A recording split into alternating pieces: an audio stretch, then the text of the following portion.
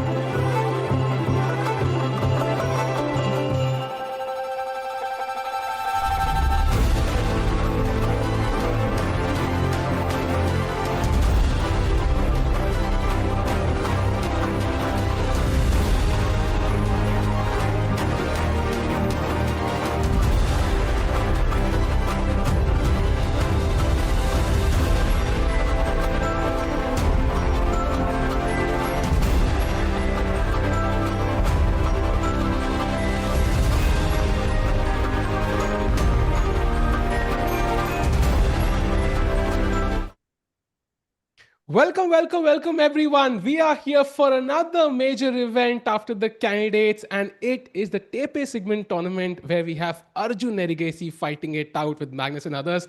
And we have two amazing commentators, this five-time world champion Vishy sir joining us. Sir, it's glad to have you from the start itself. Like we've never done this before. No, I usually come in, in Cyprus, I was coming in like half an hour late. Yeah. So this is quite surprising because usually by the time I come, there's some moves on the board. But here we don't even have the players on the board. Which is no surprise, sir. I mean, knowing Magnus Sahejbhai, I think him coming late is not definitely not a surprise. Oh, absolutely. I would expect him to show up, 30 seconds before the match. Oof. Oh, there he is. As we said his name, he showed up at the board. And we have handshakes, first moves incoming very, very shortly by both players on the board. Yeah. It's very interesting. The camera is slightly tilted. Feels like it's a gravitational anomaly tilting towards the slightly stronger player. I'm not sure if you saw this, Vishy sir, but in the previous stream, Magnus's camera kept moving because when they were streaming in this event just now, the camera kept moving sideways and then upwards, like by itself. It kept happening throughout the event. Was it a drone? That was our guess actually. It's a working theory. But yeah. And chat, welcome to the stream. Vishy sir, I mean, you followed the candidates. Now this is another major event. It seems like we have an event every week now. There is simply no break. Yeah, I mean, it's like so many opportunities for Indian players. Well, it's also a lot of Indian players, which is why they kind of fill all the tournaments. But look, it's nice to, if you want to watch some chess, this best time to be there. Agreed. And I think Magnus playing is a rare sight, of course. And I see pawn to e3. There's no way, yeah? No, I think that's the inaugural move being played out here. 1 e3. And question for everyone in the chat. Firstly, welcome chat. And firstly, a question for you. You guys know that let's say in the last 5 classical losses of Magnus, we know that Gukesh was one of them. Can any of you name another Indian in the top 5 losses, most recent losses that Magnus had in this in his past 5 games? Ooh, that's an interesting detail. And of course, like knowing Magnus doesn't play as often, it might go back. In 2023, it happened. I'm checking the chat to see if people get it. Tikubai, do you know? I would be very surprised. By the way, we do have liftoff on the board. E4, E5, knight f3 played. Some random guess. Karthikeyan, I don't know. It is actually Karthikeyan. Yes, wow. In Doha. Oh, wow. Insane. Wow. That is crazy. Wow. Okay, chat, I have superpowers I didn't know about. So clearly I'll be flying soon from the commentary. Which is, by the way, Petrov, a very I think by the third game, Sahil will be the only one commentating. From the looks of it, Karthikeyan was insane. But yeah, Petrov on the board, sir. An opening that has some let's say reputation for being extremely solid. We saw a lot of games of this in candidates as well. What do you make of Arjun's choice here? I mean, interesting question to ask Magnus what he has here. I mean, Magnus tends to potter on with some knight c4, knight d3, f4. Or symmetrical lines. He comes back, plays d3 and then d4, and you get completely symmetrical positions. But Petrov is one of the monsters in chess right now, along with this Carlsbad that they play. And Arjun off to a very steady start. Still, it'll be interesting to see whether they're able to do real battle, because in Cyprus, very few people were able to do that. Agreed. And sir, I always wanted to ask this question. I think you'll be the perfect person to ask this. Like traditionally, Petrov was known as the opening you play when you sometimes want to draw. Is that still the case? Do you think like black players, when they play the Petrov, they're not always like in the mood for a draw? Or they still want like a tough fight on the board? Or do you think still like it's the opening you go for when you want a solid choice? Probably it's fair to say that the Petrov puts the pressure on white to find a challenging system. But there are lots of lines where the play is incredibly sharp and complex as well. As is the case, there are no sharp openings and safe openings. I think it's a question of do you know the theory or don't you know the theory? In both cases, if you don't know, you can look kind of helpless.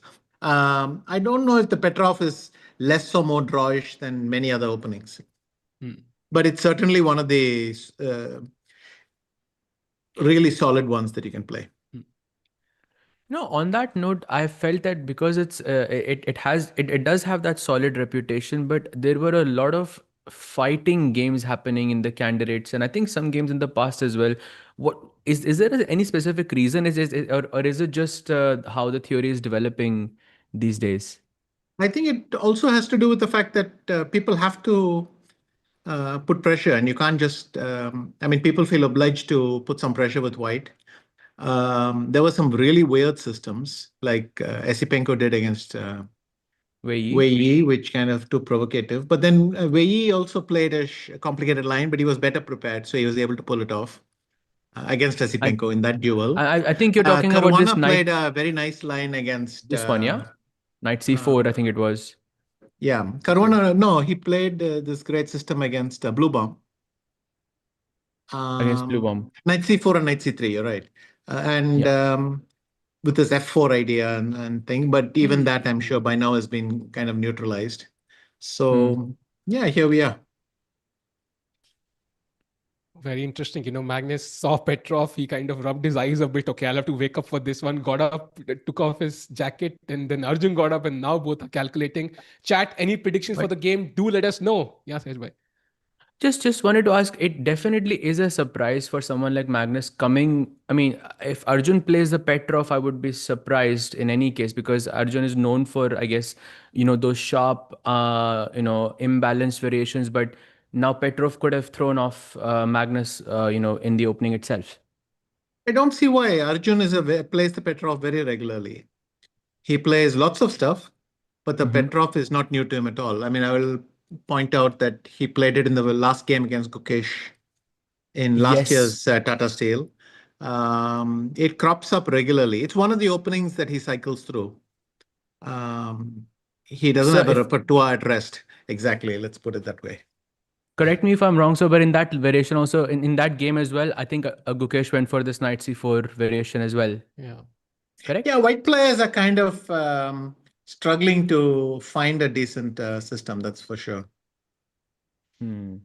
So they play all sorts of borderline risky stuff. Basically, they're saying, I don't want an opening advantage, I just want a new position. I think that seems to be the current logic.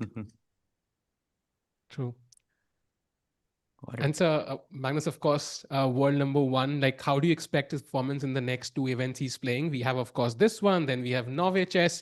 Like, will we see him lose a game? I know it's very hard to predict, but just your prediction on how he's going to approach these two tournaments. And it's like he's going to work very, very hard on preparation and anything you might have on this. I don't. I mean, I'll find out when it happens.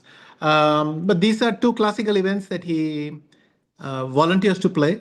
Let's put it that way. He doesn't play classical tournaments otherwise, but these two he volunteers to play. So I expect he is ready to do battle. That's all. Yeah, because now also when it comes to ELO, there is a very big, I mean, there's around a 50-point difference between number one and number two. Of course, that's also because Magnus has not played in such a long time. It will be interesting to see whether Magnus maintains that level or, whether the deflation affects him as well. So yeah, that will be very interesting to see. Yes, and the thing is, he's going to shed a few points with every draw, but he'll find a way to do battle. I mean, it's not like the first year or maybe even the first decade that he's facing this problem. So he knows what it is to outrank his opponent by a lot. Yeah. And chat is saying, I almost forgot Magnus plays classical. He is back, chat. So you can make your predictions. Magnus Carlsen against Arjun. And of course, playing the black pieces, some pressure on Arjun there. But Magnus right now still thinking, has been thinking for 6 minutes. Still about to make his choice on whether he takes on e5. Where does he want to put the knight? As we discussed, I think we've seen a lot of knight c4 ideas as well. And Arjun maybe quite confident. While Magnus is thinking on Hmm. move 3, let's take a quick look at some other games as Yeah. well. I really want to take a look at, well, there's two games I want to take a look at, but first let's go to Jorden versus Yagiz Kaan Erdogmus. I'm hoping I'm saying the name correctly. I'm gonna have to say it a lot. I'm guessing in the future. This is Catalan opening, and here he has played the move b6. And sir, I believe in this position, this is the mainstream theory. Bishop d7 is what I remember being the main move. Is b6 new? What do you make of this No, B6 position? has been played before. What is the line? I think they go knight e5, rook a7, something, rook d1, bishop b7, whatever. But the important thing that you need to know is that Mamedyarov has done this recently, and Mamedyarov is Yagiz Khan's coach. Hmm. Hmm. And so b6 might be that little extra system that Mamedyarov is prepared for, or that they work together. Mamedyarov, whom did he drew against someone quite easily. It involved knight c6, going to a5 and playing something like that. I don't think Erdogmus blundered into this. I think it's very much it's got that Mamedyarov, what do they call it? Stamp of quality, stamp of seal of approval, whatever. That's very True. interesting, sir. But how do we identify the Mamedyarov stamp of approval? Well, you go through Mamadyarov's a... games, and then you know, and you kind of you can figure out which ones look borderline speculative and which ones might be things he actually believes in. Because Mamed is another player who's excellent at taking away points from people who are reluctant to part with them. Very interesting. Nice way to put it. Yeah. Very nice way to put it. But it's true that the computer is not impressed with B6 at first sight, but I think at depth it must be quite solid. I see. Like, at least according to the bar, I'm seeing 95 is the only move in this position, and looks like Yagiz is better prepared. But sir, very recently, I'm sure you know that Yagiz just became 2700 with his matches against Topalov, and now he's the youngest 2700 in the world ever. Yes. I don't know what to say. I mean, every record is dropping, so I've kind of stopped following. I mean, we have two 20-year-olds playing the World Championship. And it's not even like they're 20-year-olds. They will become 20-year-olds before the match. And I've lost my perspective on what I should care about. Whether we have 95 and rook a7 very quickly played. So yeah, Yagiz does seem to be in his prep. And now rook d1. One thing is interesting though here, that he didn't go queen takes d4 instead of rook a7. That could have been an option. It's maybe slightly dodgy exchange sack. Maybe it only worked with surprise value, but I have seen people try that. So just to note that it was possible, and I have seen that played before. So also this line didn't begin with Mamedyarov, I must add. I see. And also, just so Vishu sir saying that he has seen this before, chat, there is just one game. That's how detailed you must be to be to be good at chess. But yeah, just one game was played in that position. But yes, queen takes d4, what a nice idea. But he goes for rook a7, and now we have two moves here for white. There's rook d1, which defends the pawn on d4, and then there is queen takes c4 as well. Maybe after queen takes c4, the idea is just to play knight d5. Then I can play bishop b7, maybe trot to b4 with the knight, something like that. Eventually c5, yeah? I mean, instead of playing bishop b7 right away, to start with knight d5 could be a thing. But I guess people who have looked at the Catalan a lot have figured out a way to get some small edge here, because this line is less popular than you would imagine if it worked so cleanly. So I think this is one of these surprise line things. Yeah, got only it. a 10-minute difference, by the way, between the players. And by the way, we do have a choice from Magnus. If you want to quickly go back before you go to the second game, Sahej, you wanted to check. Knight takes c5 played after a 10-minute think. And now Arjun, of course, quickly pulls out the d pawn to d6. And now Magnus is again thinking. So we can expect the knight maybe to not to go back to f3. Yeah? Exactly. I was just gonna say. Okay, so let's have a quick poll. Knight Yes. f3, knight d3, Yes. knight c4. And I'm going to set up a poll, sir, actually. I'll be very impressed by knight f7, but I would consider Arjun favorite under those circumstances after knight f7. So I think knight d3 or knight c4, I don't know. Knight f3, knight c, knight d3, 3 options. Okay. Poll is up, chat. Let's go. You know, I Magnus. was about to say before I got cut off here that every time I have looked at Petrov in the past, let's say 1.5 years, players play knight takes c5 and they take like 4 or 5 minutes to think, and then they think for another 10 minutes and then end up playing knight c4 only. You know, it's like they're Yeah. deciding, should we do it or should we not do it? And then everyone just ends up doing it, and then they get in a worse position somehow. Yeah.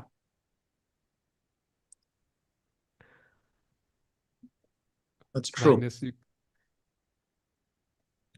looks like But then he's, again, Magnus could have probably anticipated this by when he played e4. So I don't think he's falling off his chair exactly. okay, no moves just yet. Maybe we can check out the second game, Sahej, you wanted to check while Magnus thinks. Yeah, so the other game I wanted to take a look at was Zhu Jiner versus Nodirbek, and we have a Kaan in front of us, the main line from the white side, and I see this interesting move which Nodirbek has just played, which is basically in this position he's black goes h6, and h6 you play to go bishop h7. But here, after castle a5, white goes a4, and then black plays bishop to g6 instead. And which I just wanted to get your thoughts on it. Is bishop g6 still looking like prep, or this is something that Nodirbek understands really well and is just just moving around with the move orders, or what do you make of this? My instant reaction is, why doesn't someone play knight h4? But I guess, I mean, if you play bishop h7, white would never play knight h4. The other thing is, on top of bishop h7, g5 is a popular move. So it's interesting that I thought that was what Nodirbek was gunning for. But it could be a quiet move, some detail where he says, if my opponent isn't fully aware of all the subtleties here, I either equalize easily and maybe I can press for more. Because we must remember that Nodirbek is trying to really, I mean, people will target Jiner here. And that's something that will take a lot of different approaches. Yep. And Nodirbek, by the way, is rated 2780, just 4 points ahead of Sindarov now. Both, I think, would love to also maybe touch that 2800 mark at some point very soon. So it will be very interesting to see how these guys play. By the way, Sajma, I think the board just kind of expanded a bit for a second there, but now it's back. Is it fine now? Yeah. Okay. Yeah, so we are at bishop g6, and any other updates you see on any other boards? I think we have a cat line kind of position, I think, in a couple of games, but yeah, the Andy Woodward versus Nils Grandelius. Yeah. Let's take a look at that as well, because it started off with a QGD and then Grandelius plays h6, something new. I think we saw it in the candidates as well. And now it turns into Catalan, bishop e7, bishop g2, and short castle. I think this game is progressing quite slowly. Which is so. Yes, instead of d takes c4 is essentially he just played h6 and but it's been played. Gukesh has done it a lot. I think Nakamura has played it a bit. I'm sure it's even more popular than these two. So one thing is that if white castles and you go d takes c4, I think Hikaru tried to show that this was possible in the candidates. Yeah. But the question is, can white play something like queen d3 here? I think so. It was a game of Sindarov and Hikaru as well. And then Hikaru apparently also played this variation against Prague in the candidates too. Right. That's the game, I remember. And by the way, sir, in chat, poll-wise, 45% people said the knight Magnus's knight will go to f3. 42% said the knight will go to c4, and 11% said the knight will go to d3. And guess where Magnus put the knight? On d3. Another thing, I think it's interesting that now knight f3 is almost a surprise move, whereas until I don't remember quite recently, I didn't realize the other moves were even legal. I mean, I kind of knew they're legal, but I could never look at them properly. But now it's the only move we look at. So. And now he's playing quickly. So knight f4 played. Knight, of course, coming to d5. I think here we have knight c6 also possible, right? Some knight d5, knight d4, something like some funny moves, I think. Sahaj, you and me are so out of job. Yeah, we're just, yeah. I mean, if Sahil knows this knight c6, knight d5, knight d4 line, you and me are out, brother. I'm genuine. He has been improving a lot when it comes to his tactics and when it comes to and he's also remembering things from, in the past. He mentioned some game of yours in one of our previous streams. And he could remember the year, which game it was. It was crazy to me that how much he's been improving. He's definitely doing some work, that's for sure. So I'm half crying from that compliment. Thanks a lot. But I think it's just the company I've had over the last 2 years with, you, Sahaj, Tanya, Sagar, all these guys who are stronger than me. I can tell you it's the best coaching experience that I've gotten for the last 2 years. That's the only reason. I kind of remember some stuff. I'm just very, very curious to ask him if he maybe has we can seen show this that line position. actually. Knight f4. Yeah. Knight c6. I think it happens from knight e3 actually, doesn't it? It comes from knight e3. You mean the forced knight draw? c4, knight e4, queen e2, queen e7, knight e3, knight c6 is how it happens. So here it might be funny for it to happen. Knight c6, knight d5, knight d4. Yeah, this is how it happens. This was the point. This was also Carlsen Caruana, maybe? Yes, it was Carlsen. Last round, no? No, sorry. This was the not the last round. It was not the last round. In the match sometime, but anyway. In the match sometime, yeah.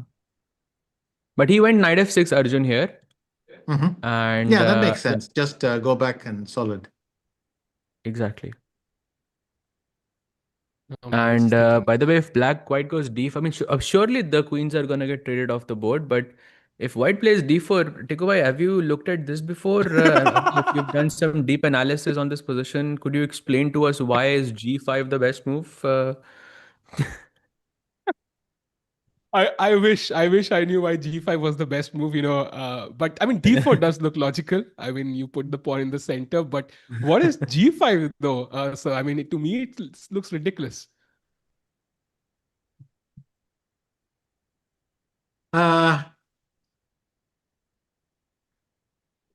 Yes, but I'm sure in a couple of months we'll be surprised if people don't play g5 in this position. I mean, that's how it goes with it. Wow. So, but there are some games actually played out here. There's also a Magnus Nepo match from 2021 in this position as well. I think it's from their Blitz match, right? Yes. Yeah.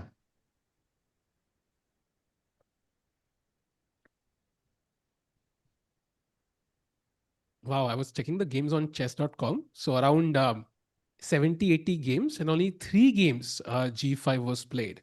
So it's not something which is, we've seen many, many times happen. So let's see if, but Arjun will know this. Yeah, I mean, Arjun is very well prepared in the, he plays knight c3 though. Yeah, c6 makes sense, but I feel like these knights are just better placed. Should I be going knight c6 here, sir, as well? But I'm just a bit afraid of knight d5. Let me. Yeah, it does look like it's a. I mean, I prefer c6 to be honest, but neither of them looks like the end of the world.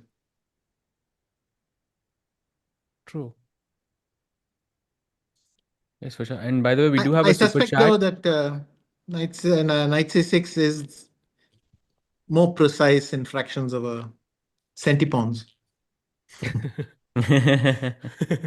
For sure. And by the way, sir, we do have a super chat. By the way, thank you so much for the super chat. The super chat is tough question for Vishy, sir. What do you think is the reason for Arjun's heavily fluctuating rating, considering his level of play and quality of moves? Was his 2800 bit premature? Huge fan, by the way. Thank you. I think his style is quite demanding, and because he's playing often quite provocatively. In Tata Steel, he started with a win against Prague, and it looked like it might be a good tournament for him, but then it kind of his train went off the tracks, and it worked out quite difficult, and that's the reason he moved back quite a lot. He then clawed back some points in Bundesliga, but his I think his style is accounting for most of the explanation for the swings. Yeah, that makes I a lot see. of And sense, I think. how Sahil, does please go ahead. one adapt to be more consistent at the highest level? How do you adapt your style? Do you change your style? What do you do? It depends how comfortable you are in your skin. I mean, if I would have always said, well, the style is going to lead to a lot of fluctuations, but it's Arjun's best hope in the long run because this is who he is. Um, but perhaps it can be moderated and fine-tuned, all and refined, and all those sweet words. So you can do something like that. Try to keep the chaos and the fighting, but more controlled openings, slightly more solid openings. I mean, people like Hikaru and Magnus also get a lot of interesting positions, but without the same level of risk. But maybe Arjun's Petrov is already a sign that he's moderating, so we'll see. True, true.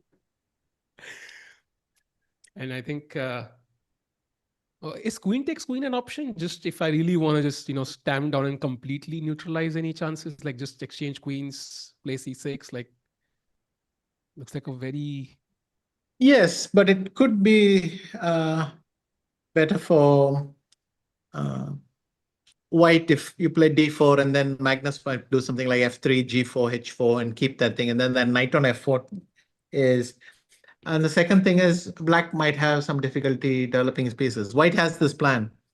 If you go c6, d4, queen e2, bishop e2, something, I can follow up with f3, bishop d3, g4, king f2, knight ce2. I mean, I don't know if you can put those on the board, but that's kind of a plan for white, which is reasonable.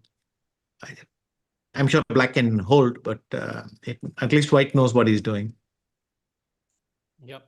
And so I think this is the main reason I think I remember a few games now, because for example, the plan you mentioned f3, g4, h4, I would never consider this. Now I'm going to remember it for the rest of my life. So chat, once let's have Vishy OP, because I don't think I would ever look at this opening in depth and understand this plan. So it's going to stay with you for the rest of my life. So, and next time maybe I can, after a year, I can kind of look cool in front of somebody else when I say, yeah, we can play f3, g3, h3. Very easy. Sahaj and me were just waiting for you to give us the full line, but anyway. So no, I was waiting for Sahil. It's exactly like I feel like this is already in his. And Sahaj got stuck. So thank God for Now. bad internet. Yeah. Oh no. Shall we see what's happening in Jiner? Okay, Jiner is still thinking. Arjun has made a move, so he's actually gone c6. So there we go. Well, perhaps he has some line he knows of. I mean, one plan for him could be to switch his knight if d4, d5, and then the line I mentioned while white is doing all this f3, g4. Black can play knight e8, knight d6, and then white's plan on the king side is looking kind of strange. He might have some specific solution. Arjun did take like 5 minutes to play c6, and now Magnus quickly plays pawn to d4. And now it's a choice for Arjun. Does he want to go d5? Does he want to trade queens? Does he want to go something else? So, just kind of a interesting question that I saw in the chat earlier as well, and I was wondering myself too. Like players like Magnus. I mean, we kind of understand that why he's playing these types of openings, because he feels comfortable going into the end game and trying to grind out a win, because we've seen him do this many, many times before. And I feel like for a lot of players, for example, for Arjun, like you mentioned, he is very aggressive. He likes the imbalances and all of that. What would you say is that skill for Nodirbek and Sendarov? What separates them in this sense? What is their special skill? Both of them are very similar style. I think on average, but based heavily on his rapid events, that Sindarov lives on the edge slightly more. But to be honest, both of them have this very aggressive style, which is maybe quite typical of the young Uzbeks. So maybe they all play like this. Their styles remind me a lot about each other. I mean, when I see Sindarov's games, I think of Nodirbek and vice versa. They're not that far apart, actually. True. So I think Sendarov and Nodirbek kind of remind you of the young Vishy in this sense. Wow. I don't know if they remind me That's of this. crazy. Wow. Wow, that's insane. I don't know what to I say, but anyway. That's going to be an amazing Olympiad clash. And of course, we also have that Uzbekistan versus USA match. That's also going to be very interesting at some point to see how that goes. So a lot of amazing matches to look forward to. And by the way, Queen takes E2 played by Arjun. So he's trading queens now. Finally, Magnus is thinking whether he wants to take with the knight or the bishop. Oh, by the way, here Vishy sir's plan is now working the best, which he sort of envisioned such a long time ago when I was making the arrows. Because in this position, 4 recaptures are possible, right? And I would argue that it's the recapture that looks the second most ridiculous in this position, which is the best, which is knight ce2. But exactly like Vishy sir said, we want to go f3, king f2, g4, c3, just like how we mentioned the entire sequence of moves. That's exactly what's going to happen on the board now. Yes, I agree. Think about it this way. I'll add one point. If I go bishop e2 and I can play bishop d3 next, okay, so picture that. But if I take knight ce2, put the knight on g3 and go directly to d3, I've gained a move with the knight relative to the other setup. So it's a faster way of getting that. I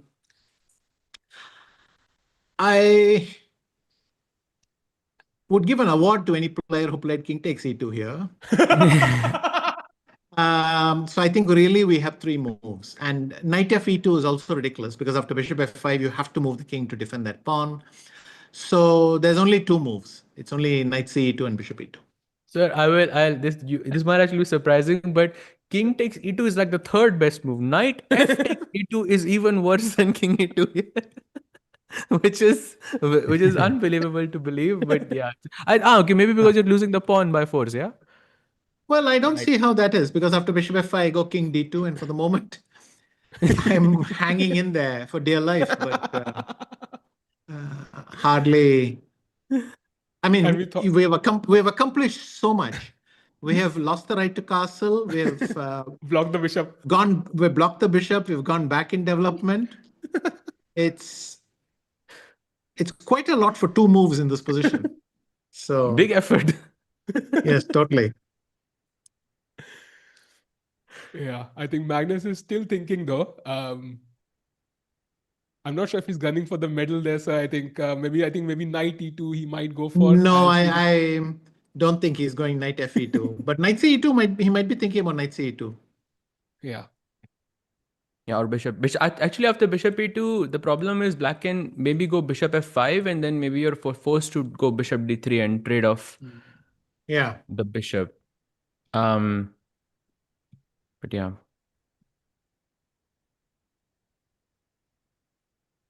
Oh, look at this. Erdogmus is still so much ahead in opening. This is the current position. After rook a7 is where we left it. Rook d1, bishop b7 happens. So still preparation for Erdogmus. e4, knight c6, takes.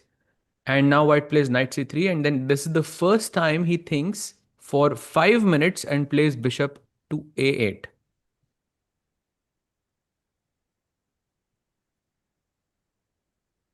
Yes.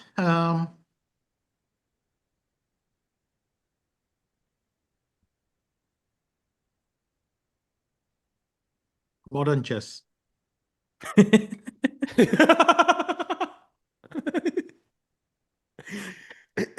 So optically, it does look like pleasant for white. Like I think it looks like a position where I have the center. At some point, I possibly just pick up c4, and maybe black could suffer with the rook or the a7. Or do you think like it's okay for black?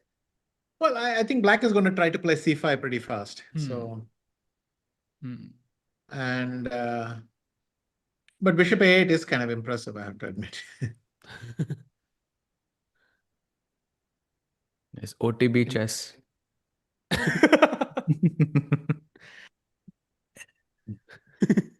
And I think the longer we run the engines, I think stronger bishop a8 becomes. So it might just be prep actually. Yes, I kind of think it is.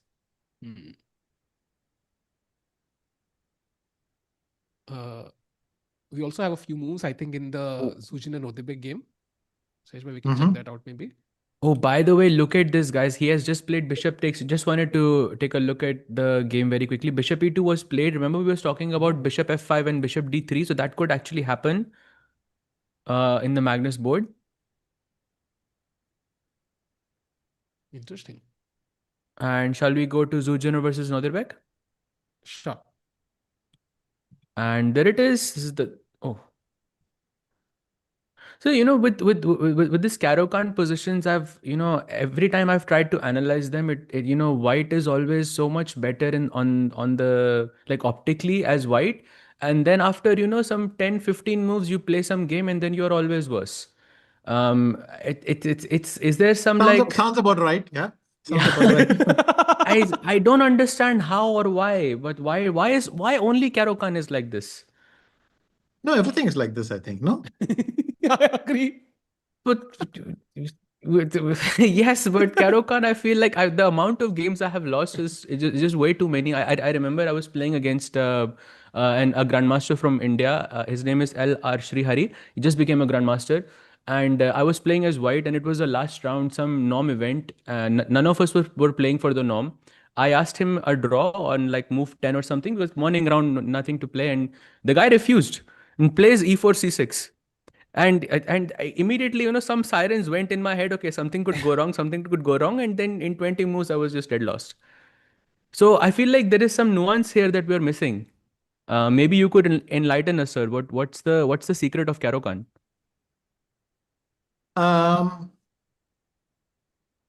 This position is very rich, but it's even richer with the pawn on g5 because then there's fundamental weaknesses on the king side, as well as a chance for black to attack with g4 and h5. It reminds me of this h6 g5 system in the Italian, which also has this double-edged side to it.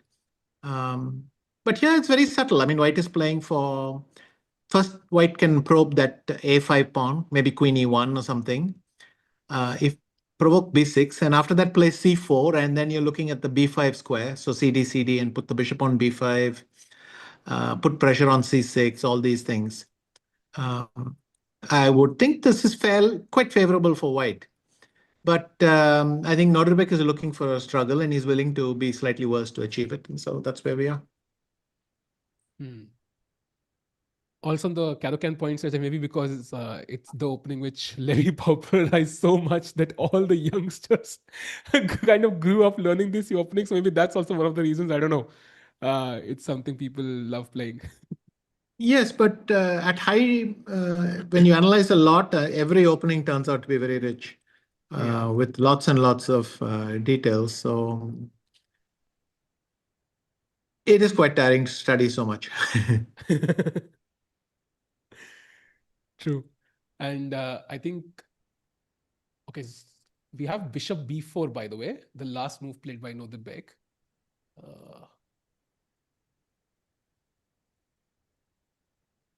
Just c3, kicking the bishop back, maybe?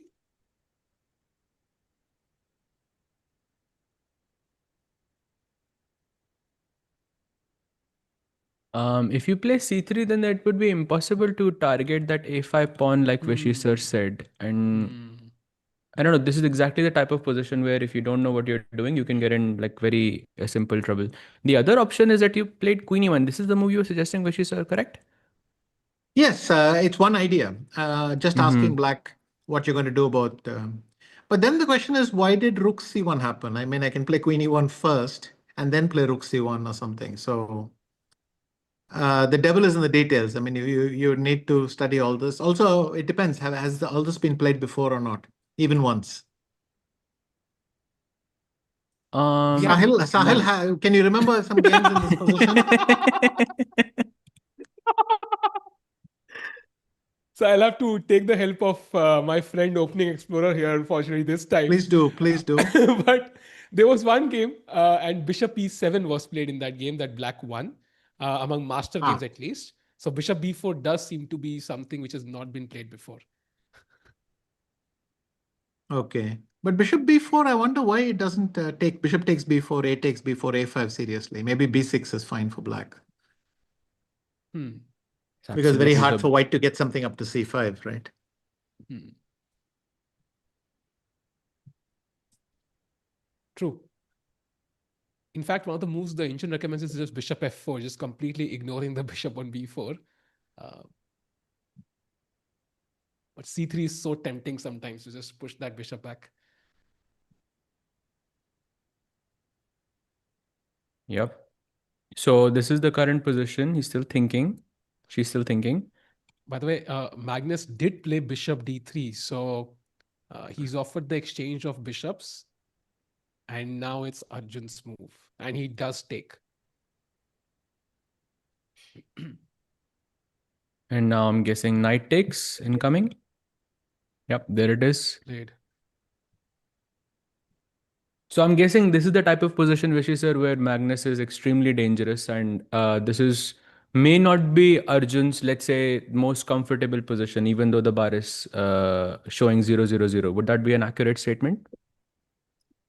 I mean, I would have to say it looks pretty equal. It's very impressive if someone can keep squeezing out of this position, but I have to say this one just looks equal. So So this is not one uh, of those positions where Magnus just squeezes out something. he might. I mean, it might turn out that even here, white has a plan. I think white players are happy in the Petrov if they just have a plan. At least it gives them something to do instead of sitting and thinking what to do next. And maybe that itself is a bit comfortable, but it's hard to see. I think Arjun would be very disappointed if he lost this. Yeah, true, agreed. And Because this looks like just 0.00. it is actually 0.0, so exactly. So I think Arjun should be quite happy with the opening. He's already 20 minutes ahead, and with the bishop's trade off, doesn't seem to have a clear weakness. And of course, Magnus will push his level best, but seems like we could hold this one to a draw comfortably. Yeah. Wow. It's not absolutely lifeless, but it does feel that if you can play accurately, then there's no real danger here. I find that hard to believe. But anyway. And so I think apart from this tournament, we also have the Grand Chess Tour coming up, and we're gonna have Gukesh and Sundarov in the same event. So I mean, the tension is gonna be high for that clash because 3 games, rapid blitz. Like, how are both players are gonna approach that one? Because it's gonna be very interesting to watch their first clash when we know, okay, they're gonna play the match at the end. Yes, it'll be it'll be fun. They have couple of encounters planned this year, and potentially there's an Olympiad meeting as well. Though it's not clear who will play top board for those decks, but it might be resolved for Sindarov. Same here. I mean, maybe Arjun will take top board, Yeah. so still some board order doubts. But look, there'll be a lot of excitement, but hopefully they live up to it as well. So just asking for you, if you were, let's say, making the decision on who to put a board one in the Uzbek chess team, would you put Sendarov or would you put Nodirbek? Sorry, I'm so I sorry for this Tough one. question. Yeah, But I I have have you no here, sir, idea. and sorry. I think it'll involve talking to the players as well and so on. You Okay. might find out if one of them is willing to drop and thing. I mean, teams that trust each other can take these decisions quite freely, like the Indian team did last time. Famously, Arjun dropped, and Gukesh was board one and Prag Prag and was board two. Gukesh took the top two boards. You can take one or two bold decisions like that, and as long as the teammates, there's a high level of trust, anything works, because they can play any board if they want. So yeah, that's going to be amazing to watch as well. The Olympiads, so many strong teams, and Arjun, I think, did very well at board 3. Actually, I mean, basically destroyed everybody, even that Scandinavian he played. So at the end, it turned out pretty well for India.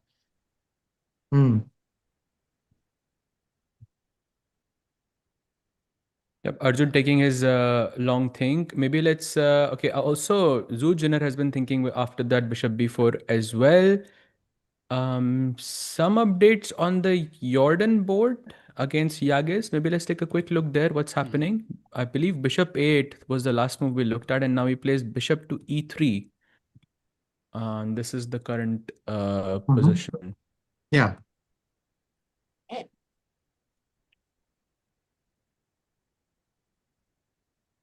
Maybe the idea is to stop c5. Looks a bit uncomfortable here, sir, for Yagiz. Would that be accurate, or do you think it is, well, as you say, modern chess? There are some funny plans. I mean, one is c6, because if I can play rook d7, I'm threatening b5. But the problem for that is a5, and then that bishop rook battery kicks in. So, but let's just fool around a little bit and see how it goes. So c6. Okay. I'm guessing you play a5.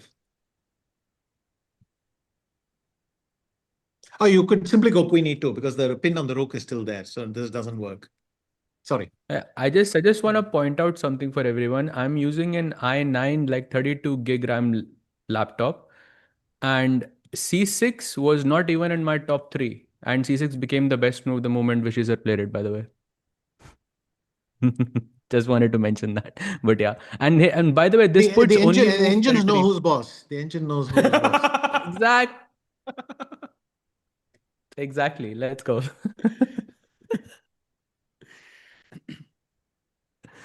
And by the way, after c6, we are by the way, in just an only move territory for white if he wants to have anything, which is queen e2. I'm not so sure if this is such an easy move to play, because after a5, there is this crazy resource for black, which is knight g4. Ah, that's nice. I was thinking that even b5 wasn't the end of the world either way, because It's also fine. if you go d5, I go rook d7, and I was wondering how good or bad that was. Maybe I take on e6 and bishop h3, but it didn't seem like over. However, c6 queen e2, as I pointed out, and there's still that pin on the a file, so Yeah, would be a bit weird if it worked. Definitely promises an exciting position, because black can go now king h8, bishop takes, and now something like rook d3, and we are in a very complicated position, I would say. Not sure who is better. Yeah. Something has happened in Nodirbek's game against Jiner. Yep, this is it. In this position, she did play queen e1, your move, and now bishop takes d2, queen takes d2, and basically shows that Nodirbek has equalized. So is it safe to say that exchanging the bishops was a good decision for Nodirbek? So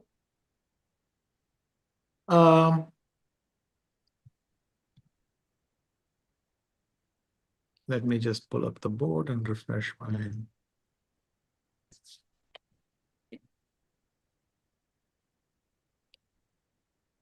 I think on balance, yes, it's the so-called good bishop, but black's bishop on g6 is not a bad one.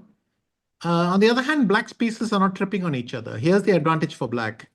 There are not 3 pieces fighting for the e7 square. The knight can go there comfortably.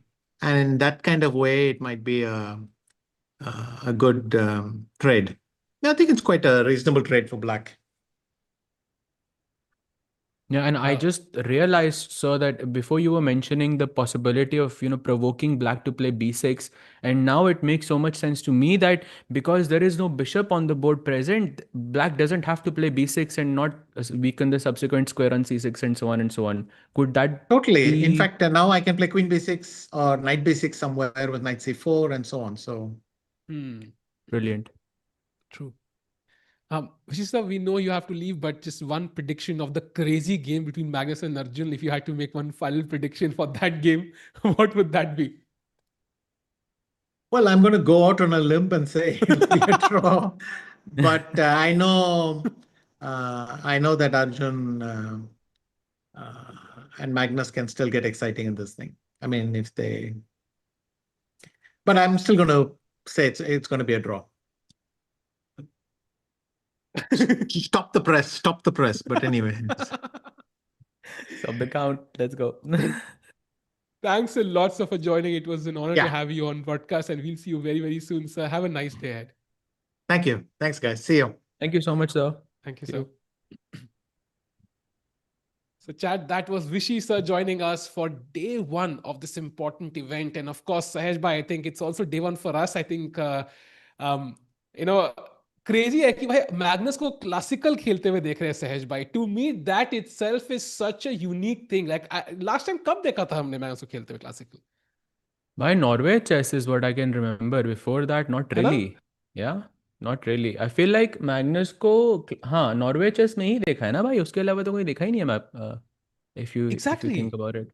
So I was like, while Vishy sir was joining the call, like, when we were starting for the stream, I was pulling up all of the classical games of Magnus, and you really have to go back like a couple of years to find like good events of Magnus. Yeah. That's why that game, bhai, I'm so impressed, Tiko bhai, that you remembered the game of Karthikeyan defeating Magnus Carlsen in a classical match. What a pull that was from you. Bhai. Thank you, bhai. I think ये होता ना वो, have you seen Slumdog Millionaire? Like he somehow remembers the correct answers because you knew के answer Aramis ही था. You knew.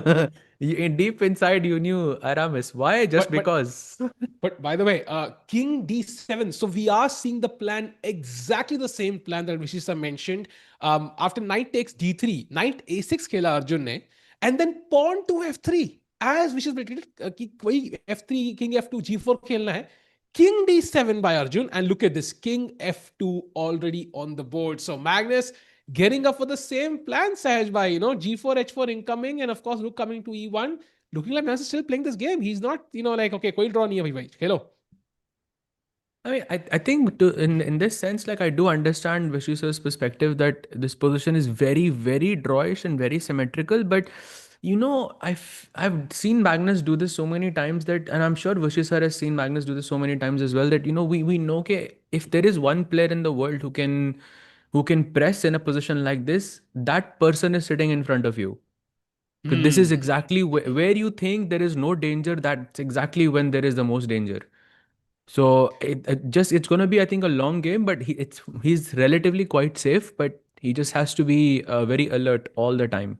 हल्का सा आपने pressure का मौका दिया तो मैग्नस फिर छोड़ेगा नहीं. I saw this. I don't know if we shot that piece of content, Vishi sir, या फिर कहीं और मैंने किसी और podcast पे देखा था. Basically, Vishi said कि Magnus kind of the new thing he brought to chess was basically he would play these drawn endgames, which people would not even consider pushing in.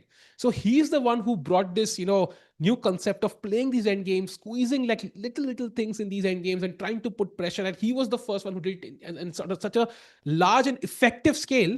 And that's why he's the best. And he said it himself, by the Magnus, on some Chess 24 stream once. He said, oh, मेरे से endgame खेल रहा है. Doesn't he know I'm the greatest endgame player of all time? Like, he understands it, He's very good at endgames. So I think even though it looks equal, it feels equal, but it's not equal until I see a handshake. Oh, 100%, 100%. I think he's the most dangerous player when it comes to these types of situations. So hoping the best for Arjun. And also, let's not forget, Tikuba, I'm sure you will remember, but Chad, last time when Magnus played against Arjun with the white pieces, it wasn't the last time, but it was last year in this World Rapid where he had that crazy, end game, which was that the end game, FNH pawns wali end game, I'm sure I've talked about enough. I'm sure Yeah. a lot of people will remember. But chat, think about that game. Just that game itself, not just the end game. Think about how that FNH pawns actually happened. Magnus was pressing for what felt like an eternity in a rapid Yeah. game. ये classical है. Rapid में अगर वो आपको इतना लंबा खिलवा सकता है, इमेजिन वो क्लासिकल में क्या कर सकता है. So this is the only risk I feel Bhai, for Arjun. that game must have given Arjun such a confidence boost. Like he will remember it for the next 10 years. Like he's gonna fall back to that memory of drawing against Magnus and never give up in worst positions. What a flex Sahaj bhai yaar. FNH pawns is so difficult. Rapid में hold करना, I mean, was an insane accomplishment. And I think I not even that. I know Magnus was ekdam pura ekdam. Magnus had enough time and he tried every single trick in the book. And I'm telling you, I've seen Magnus defeat Vidit, for example, in Rook Knight versus yeah, Rook. yeah. Like we have seen that happen. Yeah. So you can imagine FNH pawns definitely has a higher probability of winning than Rook Knight versus Rook, simply because Rook Knight versus Rook is like, okay, there's just a few setups. FNH pawns, there are many things you can transpose into some type of an endgame. But doing that, I think, is like ridiculously impressive. Yeah. So I'm sure Carlsen is like, that was round one because Magnus tried to win in the most Magnus way, and Arjun said, not today. And I think today, Magnus is saying, bhai, it's round two. Let's go. Bhai, I'm glad you mentioned Vidit. मुझे याद है the first time Vidit defeated Magnus, like Magnus missed mate in 3 or something. And then Vidit played like a beautiful game to come back and defeat Magnus in the end game itself. Like there was an attack, of course, and then he kind of neutralized in the end game and played so well. And then he did this fist pump, like वो crazy expressions. Like Magnus को हराना किसी के लिए, it's such a big deal. So I think एक याद है title Tuesday में एक आई थिंक 10 साल के बच्चे ने ड्रॉ किया था. I forgot his name. I remember, Arit, bhai. I Arit remember. It Kapil was था, I don't know who it Arit was. Kapil. हाँ, Arit Kapil. like it was I spoke to news. him, bhai. He was because he's. I mean, I know him pretty well. It He's was from Delhi news, also, like no? national news. Yeah, that's how strong Hmm. Magnus is. So Arjun के सामने एक tough task तो है. But I want to ask you a question, Sahaj bhai. Maybe it's like the अंदर का optimist in me, the glass half full kind of guy. अगर 100% में से हम डिवाइड करें, अर्जुन के जीतने के कितने परसेंट चांसेस हैं यहाँ पे? Magnus क्या फिर अर्जुन की? Sorry, my internet just broke for a bit. Arjun के Okay, let's be real. Let's be real. Let's be थोड़ा आराम से, मतलब okay, like I mean, नहीं, अगर अगर अगर डिवाइड करना ही हो मजबूरन कि भाई विन इतना, ड्रॉ इतना, लूज इतना, मैग्नस के लिए, अर्जुन के लिए, तो कितना परसेंट रहेगा अर्जुन का? मैं 1% तो बोलूंगा कि देंगे. जो डिवाइड कर रहे हैं वो रख लो आप, नहीं चाहिए मुझे. वो तो डोंट डू इट. यहाँ पे ब्लैक नहीं जीतने वाला भाई. एंड ऑल्सो लाइक अगर मैग्नस ना खेल रहा, आई मीन ओके, रियलिस्टिकली अगर वाइट से कोई भी प्लेयर खेल रहा होता है, पे ब्लैक से कोई भी प्लेयर खेल रहा होता है, you would still say white के जीतने के चांसेस बहुत कम है. बट जस्ट बिकॉज मैग्नस खेल रहा है, वो बहुत कम से थोड़े से ज्यादा है, बट स्टिल बहुत कम है. बट ब्लैक से कोई भी खेल रहा हो, this is impossible to win. I mean, I am sure Tiku भाई, maybe not Stockfish, but I am sure like in a position like this, you should be able to draw against majority of the players if you wanted to. Hopefully majority of the players की rating 2400 से कम है भाई, वरना मुश्किल है. But okay, I think if I was playing this as white and Magnus was black, I would know 100% I'm losing this, like 100 or 100 games. So Okay, I'm but that's kind of different. still, Magnus है ना वो, Magnus को नहीं बोलूंगा मैं, but like हाँ, somebody like a top 10 का player, I think I would it's lose, bhai. relatively quite easy. You have no idea about my capabilities, Sahaj bhai. Underestimate कर रहे हो आप. I can totally lose. But I think I'll tell you why, especially at this level, I'll tell you why. Because अगर आपकी कभी कोई position खराब आती है ना, let's say, तो you can immediately transpose into a known theoretical drawn end game. जो आपको जैसे FNH पॉइंट्स टाइप की पोजीशन हो गई, राइट? आपने पढ़ा हुआ है उसके बारे में पहले. अब पोजीशन तरह से भी खराब होती है आपकी, तो आप इमीडिएटली उस पर ट्रांसपोज कर सकते हो कि ठीक है, ये पॉन ले लो and let's go into FNH points, और let's go into 3 versus 4 because I know it. So yeah. that's the benefit I think that Arjun has, and this is what Magnus has to really, really watch out for. But yeah, design win जानते हैं मुझे. Sahil can lose. I believe in him. Agreed भाई. I'll find a way. Where there's a will, there's भाई a way. विशी sir ने थप्पा दिया भाई, crazy. भाई यहाँ तो क्रेजी फील आ गई भाई मुझे. मैं तो आंसू आ गया था कोई भाई. 5 टाइम वर्ल्ड चैंपियन कॉम्प्लीमेंट दे रहे भाई. बताओ यार क्या रखे भाई. ये भाई तो मैं मेरे चैनल मैं पे. आपको पिछले 2 टूर्नामेंट से बोल रहा हूँ भाई, यू आर लुकिंग वे भाई स्ट्रॉन्गर. मेरी बात मानते नहीं हो. बट विशी सर से इससे अलग है ना इससे भाई. कुछ मतलब फर्क नहीं पड़ता मुझे. विशी सर की बात अलग है ना भाई. मतलब दोस्त बोले तो भाई बट ऐसे ही मैं जेन्युइनली बोल रहा हूँ भाई, genuinely your chess has improved a lot, and whatever you are doing right now, I know for sure you are doing something different. I know the for only sure thing you are is, engaging more with chess in general, I think, which is a great thing, and I think it's definitely showing. You should go play some tournaments, bhai. I think you भाई आई can. Did play तो 10 साल के बच्चों से हारने में तो दुख होता है. भाई Okay, but it's okay, India, but you have to still. be smarter यार. 10 साल के बच्चों से मत ही खेलो, अभी तो बेटर है भाई. तो चंदा जी पूछ रहे हैं, सहज भाई, you did schooling from Kulachi Hansraj Model School. Yes भाई, that was my school, Kulachi Hansraj Model School, in Ashok Vihar, for 12 years actually, by the way, like chat, secondary and primary both. we'd love to go full screen. थोड़ा सा ना like experience करते हैं up close because camera थोड़ा दूर है. Would love to see both the players kind of think. Magnus for classical chess, like इतनी देर में Magnus पूरा tournament खत्म कर दिया था Chess.com Open सहज भाई. He had already won the event in this much time, in 30 minutes. So it's so nice to see नहीं him नहीं calculate. भाई, इतनी जल्दी कहाँ? डूडा ने हराया था ना नहीं, 2 बार उसको. no, I know, but let's fall back. Chat, कितने लोग हैं who saw Magnus play a classical world championship in real time? चाहे against Nepo हो, चाहे against Karyakin हो, Fabi हो, Vichy sir हो, like जो भी हो. If you have seen him play a classical world championship, like it reminds me of that. बड़ा अच्छा लग रहा है देख के, मैं ऐसा classical देख के सहज भाई. What do you think? या भाई, ट्रू ट्रू. सिर्फ नॉर्वे में ही देखने को मिलता है अब तो, but it is definitely a rare sight, especially as a chess fan. Amazing, amazing. But personally for me, I am proud to say that I have seen all of Magnus's world championships, all of them. Agreed by.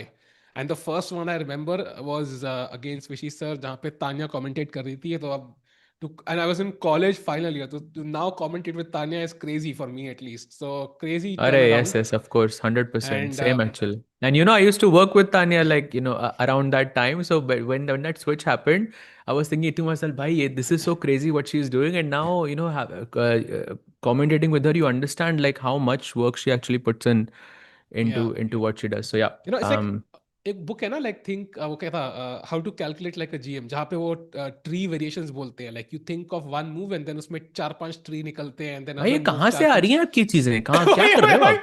क्या भाई है ये तो ये? Basic book है भाई, ये तो हर किसी what ने is करी. why big Tikku is talking so about a chess book? वो जो बेसिक, भाई नहीं, कब से हो गया ये? so कब हुआ so ये? भाई उस कौन? ट्री का जो अपने कोच का नाम बताओ तुम. भाई, नाम बताओ उस तुम. उसको छोड़ो, उस ट्री वो का जो छोड़ो, पहला बाकी सारी ब्रांच, जो बातें पहला छोड़ो. तुम स्टेम है मुझे ना, बताओ दैट कोच कौन है तुम्हारा? भाई ये नहीं कहाँ है से आ भाई रही हैं कोच को. चीजें? जो वो उस ट्री का जो ब्रांच, जो मेन स्टेम है, that's Tanya. I feel like without her, like I think many of the people doing content would not be doing content और कमेंट्री. सो भाई दैट वाज द भाई पॉइंट. ये मेरी एक्स वाली एनालॉजी से चेस की किताबों की एनालॉजीज कब कब हुआ ये चेंज? भाई चैट, शादी हो गई ना भाई. Can I you have pin to, point the we have to moment जब ये अडैप्ट टू चेंज द हुआ? Changing times. सहज भाई, AI and marriage is coming for you also. So AI, huh? AI, bro started AI and using marriage AI. Both are coming Let's go. For you. Crazy भाई. By the way chat, भाई stream like करो यार. विशी sir यहाँ पे stream कम से कम 500 like हो जानी चाहिए चैट. एंड सहज भाई, काफी टाइम से डायमंड मेंबरशिप गिव अवे नहीं किया है हमने. सो भाई जैसे ही, कितने लाइक्स, लेट मी चेक कितने लाइक्स हो गए भाई. I am gonna check. अभी हुए हैं कुल मिला के 300 लाइक्स. सो भाई 669 लाइक्स पे हम देंगे पहली में. जल्दी से भाई लाइक्स डबल कर दो and we gonna give you one Chesscom diamond membership monthly. Let's go chat. Yeah. Okay. Also, chat. I'll prepare the question Magnus related. भाई अर्जुन भी सोच रहा है क्या सवाल हो सकता है यार. गेम तो पता नहीं, डायमंड Magnus मेंबरशिप जीत related. जाऊं. Magnus edition question होगा chat. Oh, A4. ओ भाई Magnus again. शुरू हो गया भाई Magnus का. ड्रॉ है, बट आओ आओ दिखाते हैं आपको ड्रॉ. सो A4 में I would think कई बार maybe like after D5 like I can get the B4 square. Oh wow, D5 is a big mistake. भाई I Bye told bye you I bye. can lose this. Yeah, so like as a rule of thumb for you chat, like in a position like this, there are like many let's say many like books written about this subject. It's large, it's basically called for the lack of a better word, it's called the art of doing nothing.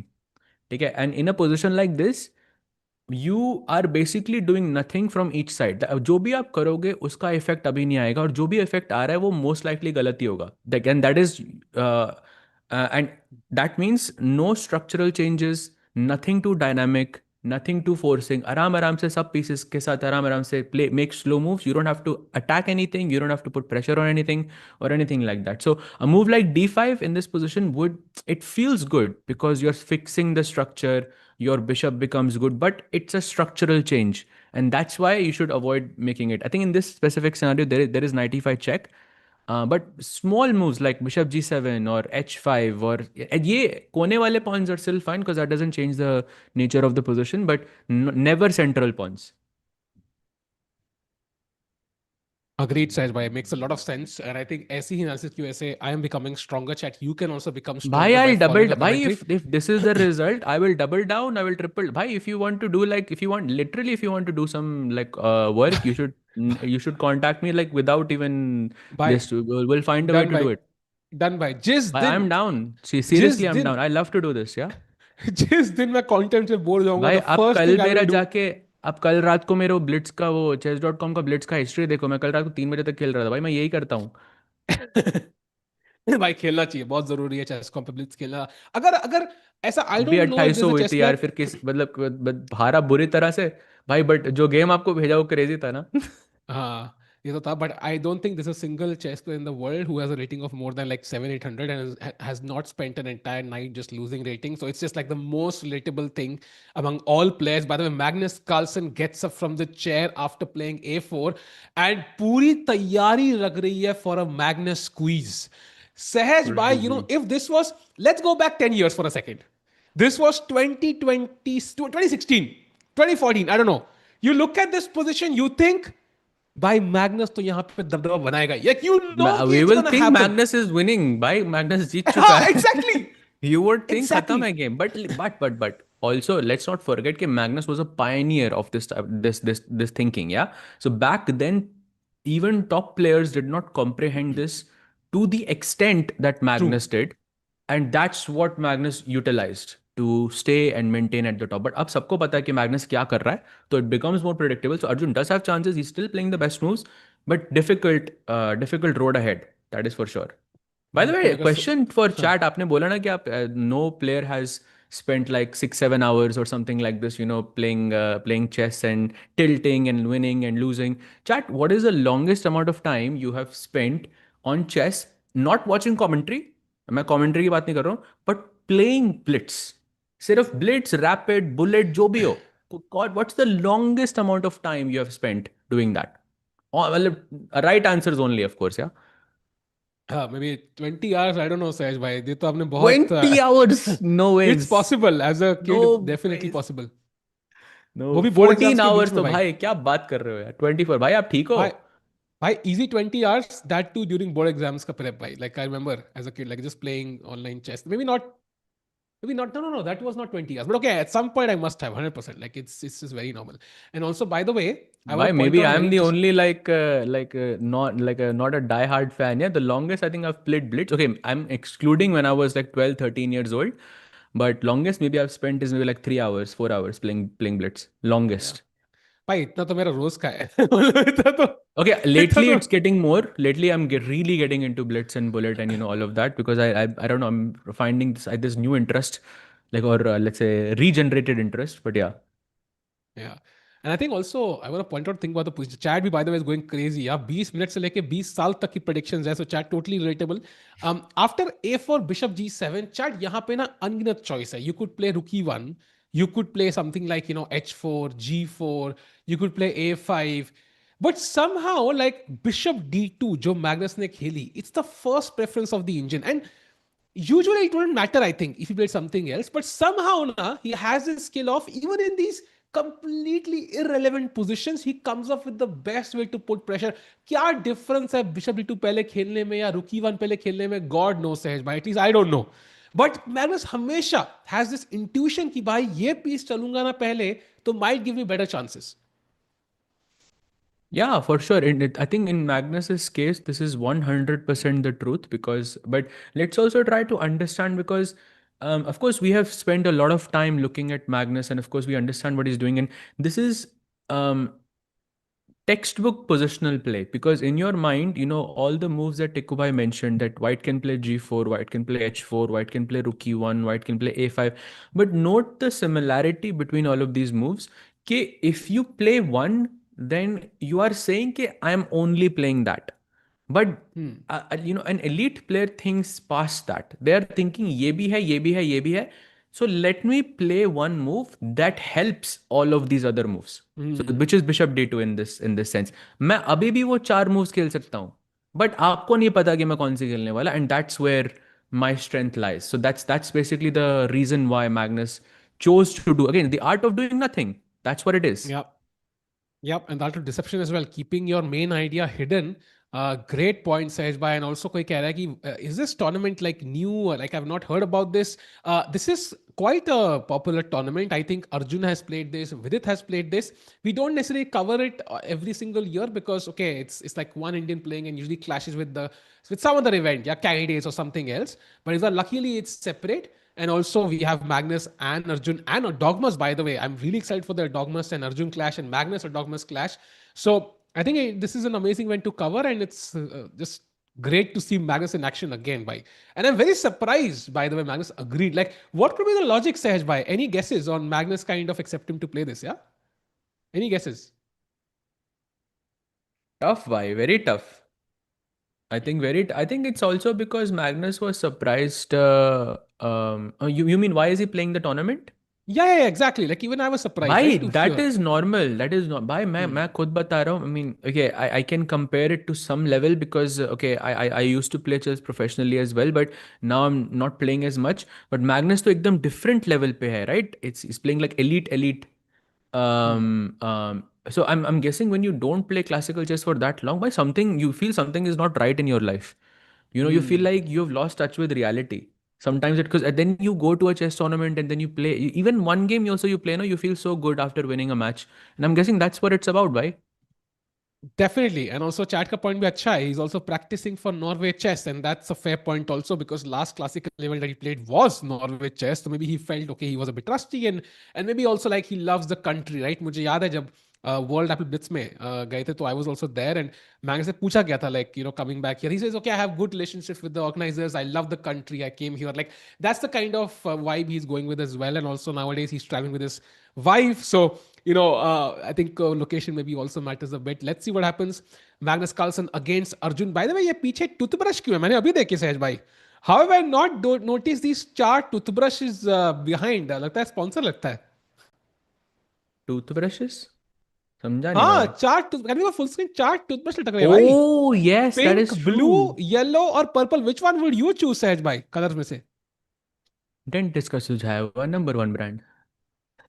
भाई किसी और का नाम मत ले लेना भाई क्या पता कोई वो और ही तो हो. नहीं ले रहा भाई मैं. वो तो नहीं ले रहा भाई मैं. But okay, which color would you choose सहज भाई if you had to choose? ये कैसा सवाल है भाई? Ah, TePe is oral healthcare company. Oh, glad to know I'll that choose actually. blue by hands down blue. Like I भाई wouldn't यार even. मेरा Okay, colour purple also maybe I'll choose. Don't बाकी दो तो नहीं भाई. Which one will you मेरा choose? मेरा कलर चूज कर दिया आपने sir. Then I'll go with orange. Yeah, I mean if not blue then orange maybe second best. Yeah. Can Sahaj Bhai draw this position against Stockfish? So I'm so happy that you guys asked this question to me, chat, because like let me tell you that I think I have a higher probability of drawing this position against Stockfish in comparison to Magnus. Because Stockfish वही खेलेगा जो computer की top चाल है. And again the likelihood of going into like some theoretical end game is very high. But अगर आप उस पर थोड़ा सा ह्यूमन इनपुट डाल दोगे ना कि ठीक है आई विल प्ले लाइक, ठीक है मुझे पता है कि यहाँ पर ये बहुत इजीली ड्रॉ कर लेगा, but I play something else which complicates things and increases the chance of mistakes. That's what Magnus can do. So in I'm pretty sure I would lose in both scenarios, but I think against Magnus I have a lesser chance. That's a excellent point. And basically sir कह रहे हैं कि for example अगर Stockfish को दिख रहा है कि रुक h e1 and then रुक h e8 are the best moves for white and black, he will just play those, exchange rooks, exchange हाँ. pieces, and it will be a draw. So he will put pressure, stockfish that is, but it likely is going to end a draw. But Magnus क्या है, he will see rook e1, he will say भाई इसमें draw होने के chances बढ़ रहे हैं, I'm going to play the second best move and just keep the game running for longer. So that's why I think somehow the chances of losing against Magnus become higher. But yeah, I mean Exactly. it's a tough battle regardless. I think Magnus or Stockfish. No, no, I think it will be much more easier against Stockfish. I think because Stockfish will just simplify because it sees only zeros and ones. It doesn't see like okay यहाँ पे difficult होगा बचाना है वो सब. That's hard to quantify, right? And Magnus effect, I think if you're telling me that there is Stockfish or Magnus, I mean then I'm not sure if Magnus effect is going to be there because the other person is Stockfish. But like it's still going to be very difficult regardless. So I think Arjun is equal. Even on the bar at chess, he's slightly better as well. In fact, his position looks more pleasant, but we know that Magnus is going to find a way to put some pressure here. Agreed. And by the way, Arjun, यहाँ पे चारों games roughly balanced अभी कोई भी game में we don't have a clear favorite. I don't know if we have like the bird's eye view. If not, if yes, we'd love to have a just a 30-second look at it. But otherwise, we can stick to this game. Which game? Bishop D2. Oh, we have the bird's eye view. Sahaj bhai, just the predictions on the number of results we can expect today. Chat, you can make your own predictions as well. Let's also do like a rundown of everything. I think basically the positions are pretty much the same like we left them. So on the top left corner, we see Zhu Jiner versus Nodirbek Abdusattorov, जहाँ पे bishops trade हुए थे when Vishy sir was here, and now it looks like Nodirbek is at least equal, if not slightly better. वो C5 का break जब भी आएगा, I think position will look much better for him. Yagiz versus Jordan में Yagiz has been thinking for quite some time now. My guess is around 20-25 minutes. And in the previous move, उसकी preparation खत्म हुई थी, but I'm guessing the time is equal now. It looks more pleasant for white, but should be equal with correct play. Andy versus Nils, I think it's very clear that it is white who has a slightly better position. So Andy, I believe, has to be a bit more careful here, or it is Nils who has to be more careful. Yeah. So how many Can you hear results, me? Sahaj bhai? How many results? एक या दो भाई? I'm going to choose one. I think आज मुझे लग रहा है because players look prepared, like Erdogmus looks prepared. Arjun Magnus also looks equal. By the way, H5 played. That's a great move, by the way. Love that move. Complementing, putting your pawns on light squares, complementing your bishop, and also preventing G4 ideas from white gaining space. So nice move. And yeah, I'm going to predict one result. And one result likely I'm going to expect in Nodirbek because Zhu Jiner says, but I feel like Nodirbek, with his experience and the stronger player by far, might just kind of win that game.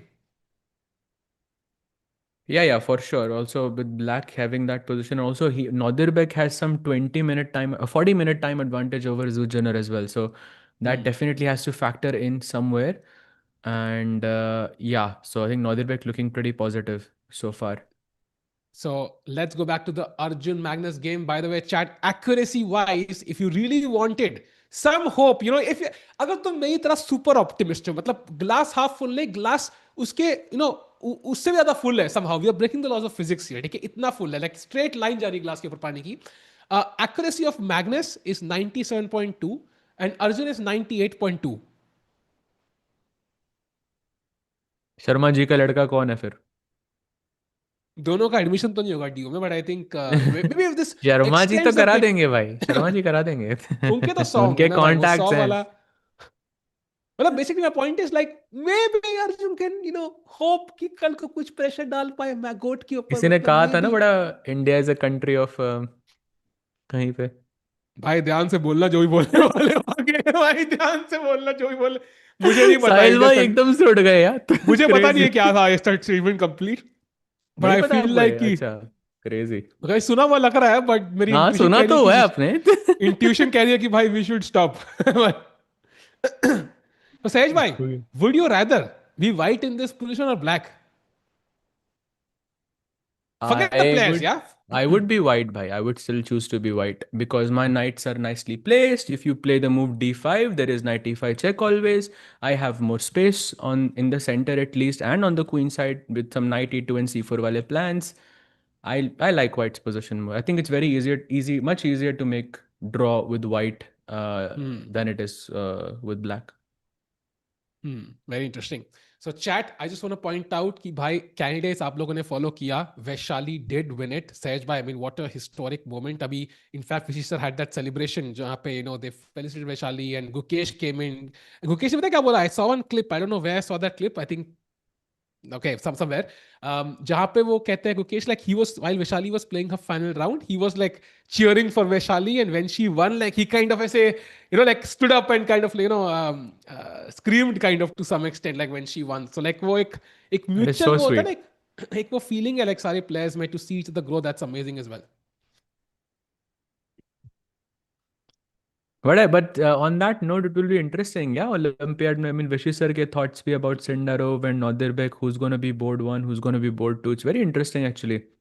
And by the way, and another interesting fact, I'm not sure if you remember, but chat, that coach of Sindarov, right? Who's the current candidates winner. I'm sure you've heard about him, but the coach of Sindarov is Roman Vidoniak.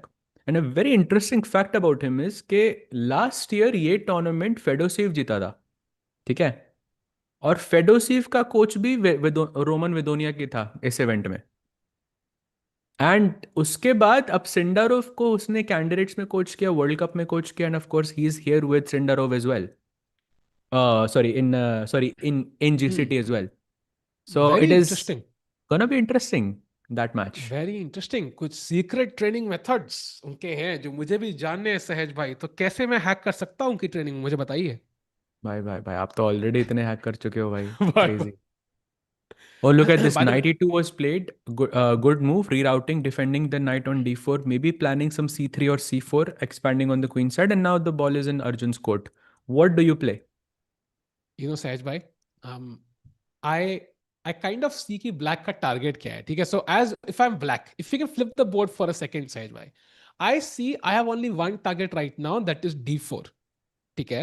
Like if my bishop is indirectly putting pressure on the d4 pawn. So I don't want white to play c3 and defend it. So maybe I play knight d5, tempt you, ahaja c4, and then drop the knight back. I don't know when. Maybe knight b6 looks tempting, or knight e7. And then basically I might have d4 as a target. What do you think about this psychology? I mean, it's good, but I'm not so sure how easy it is to play knight d5, knight d7 here. Hmm. Because Magnus is trying to play c4 himself, and what you're essentially saying is that, just for context, chat, the first best move is of course what Tikubai suggested, knight d5.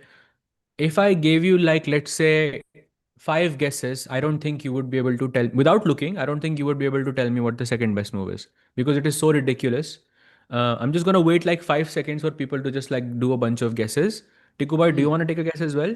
You can also Rukechiate. just Rukechi. So Rukechiate is that's the not the move. That's not the move. So I'll tell you guys. So I think enough hmm. time has passed. People would have guessed the move as well. Knight c7. Bhai, that's too normal. Yeah, these moves are looking too normal. The move is knight to g8.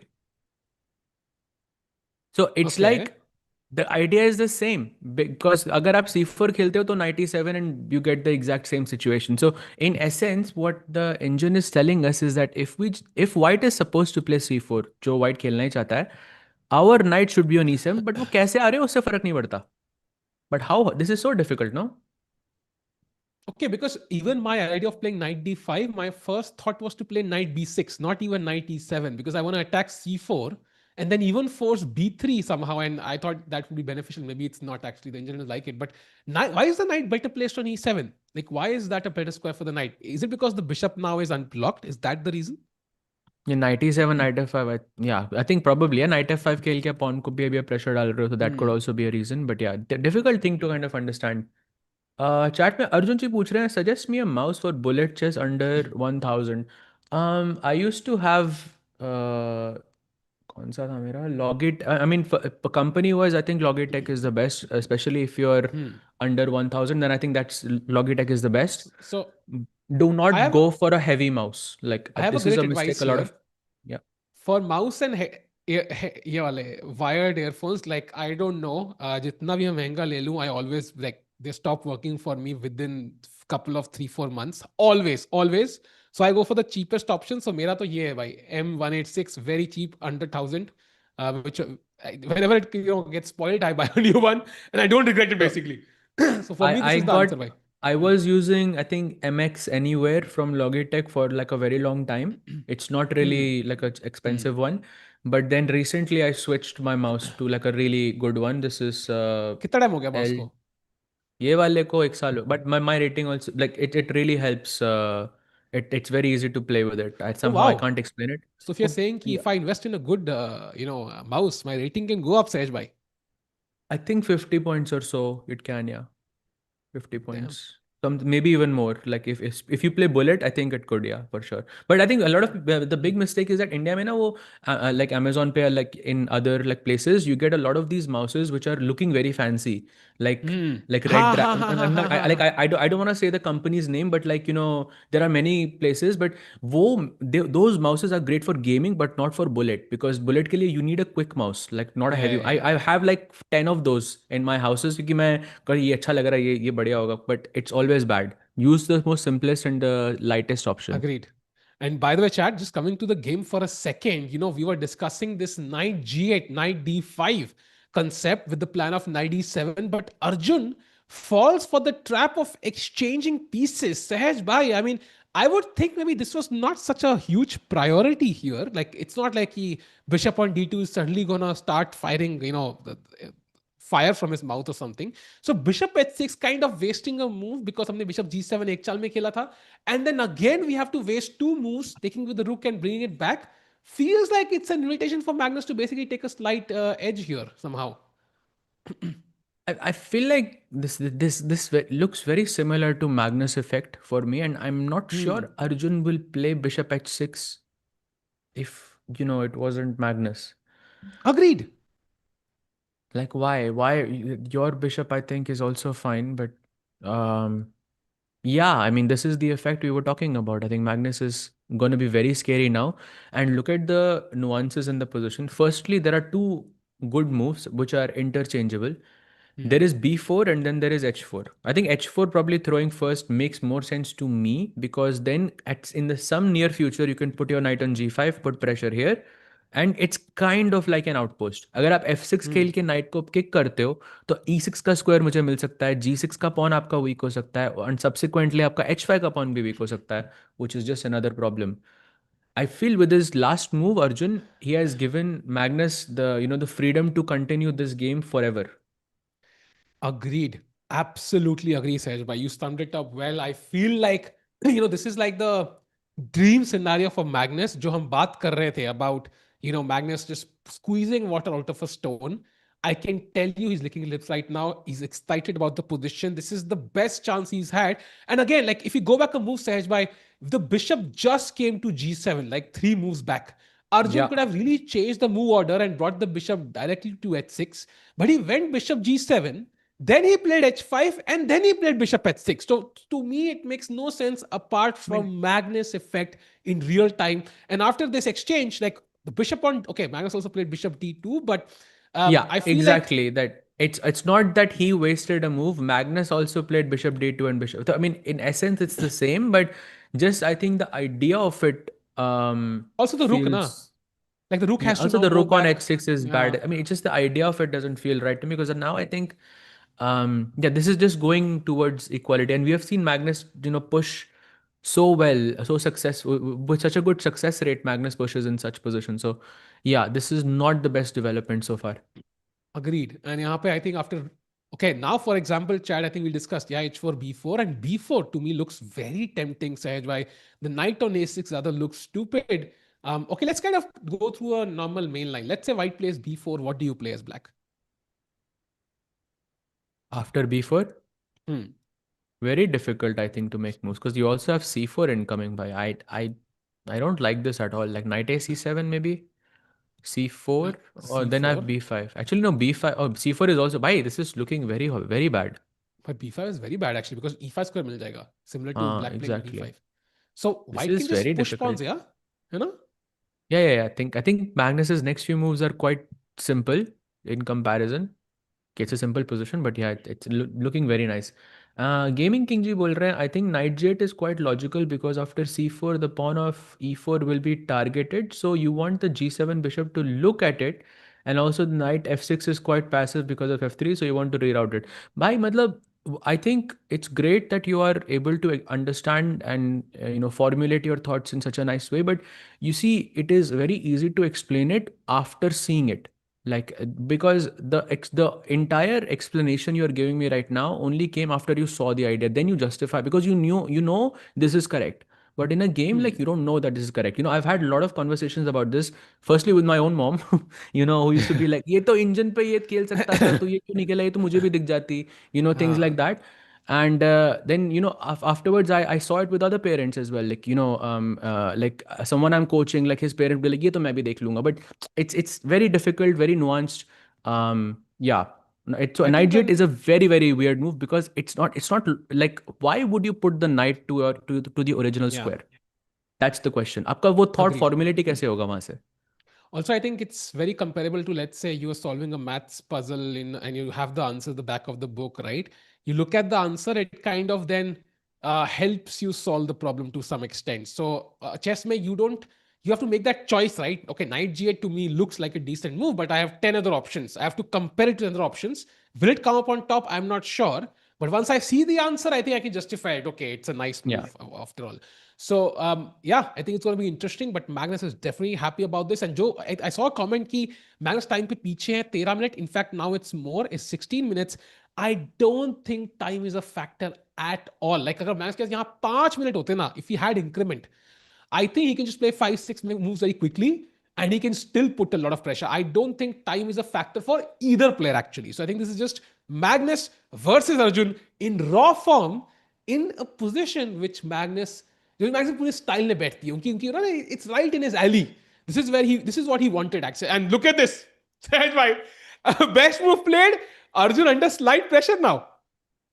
That's an understatement भाई. Arjun in big pressure. वो उसको FNH pawns वाला भी game याद आ रहा होगा भाई. FNH pawns तो यहाँ पर भी हैं, rooks तो यहाँ पर भी हैं. Is it round 2? But we'll see.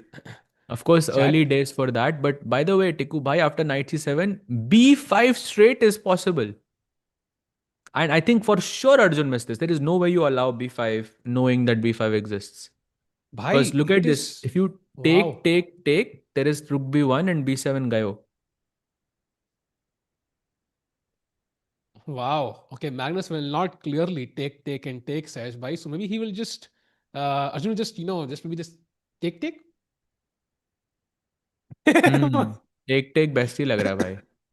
take फिर थोड़ा वेट करो फिर उसके बाद तीसरा वाला. हाँ. But okay, b5 is quite interesting actually. I love that move because आपने a pawn को भी कहीं ना कहीं रोक दिया and you always have c4 in the air to support that pawn. And it's so also tempting, this rook on h8 h6 is so annoying now because you in the back of your mind you are like okay मेरे को एक चाल से रुक वापस तो लाना पड़ेगा because imagine this chat. Let's say black plays a6, you take, white takes back, and now if white was to play something like rook b1 you cannot challenge me on the b8 square because ये rook यहाँ पे बैठा हुआ है तो ये it's a very bad square and you have to invest one. It's like black is already worse but black has to invest one more move and then black is worse. So that's the sad thing about that bishop h6 move. भाई हम लोग बात कर रहे थे Arjun being ahead on the clock. That's what we're talking about, right? That Arjun is 16 minutes ahead.